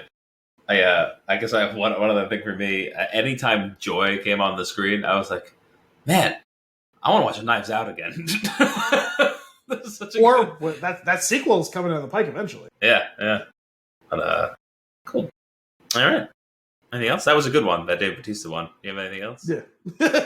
Is there any other nuggets that I can pull out of? Another weird scene? Grabbing all those worms out of the water? What was that? I don't need that. I don't need it. They're grubs. I don't care. They're protein. I don't. He's farming the protein. I don't care. There's mass famine. He's farming protein. Fine. That's all for this week's episode of Flix in the Six. Fine. We hope you enjoyed it. As always, if you have a movie for us to review or nuggets for us to discuss, you can send those requests to flixinthe6@thespintune.com. Tune in next week for more movie and beer goodness. And don't forget, if you like video games, we have another podcast. It's called Game Bites. We have a lot of other gaming content and random things that we write on thespintune.com. Until next week, I'm Anthony Costanzo. I'm Al Bielsa. I will also be Anthony Costanzo after next week. I'm not entirely sure why I phrased it that way. This week, tonight specifically, I'm Anthony Costanzo. Tomorrow, who's to say? Thanks for coming out.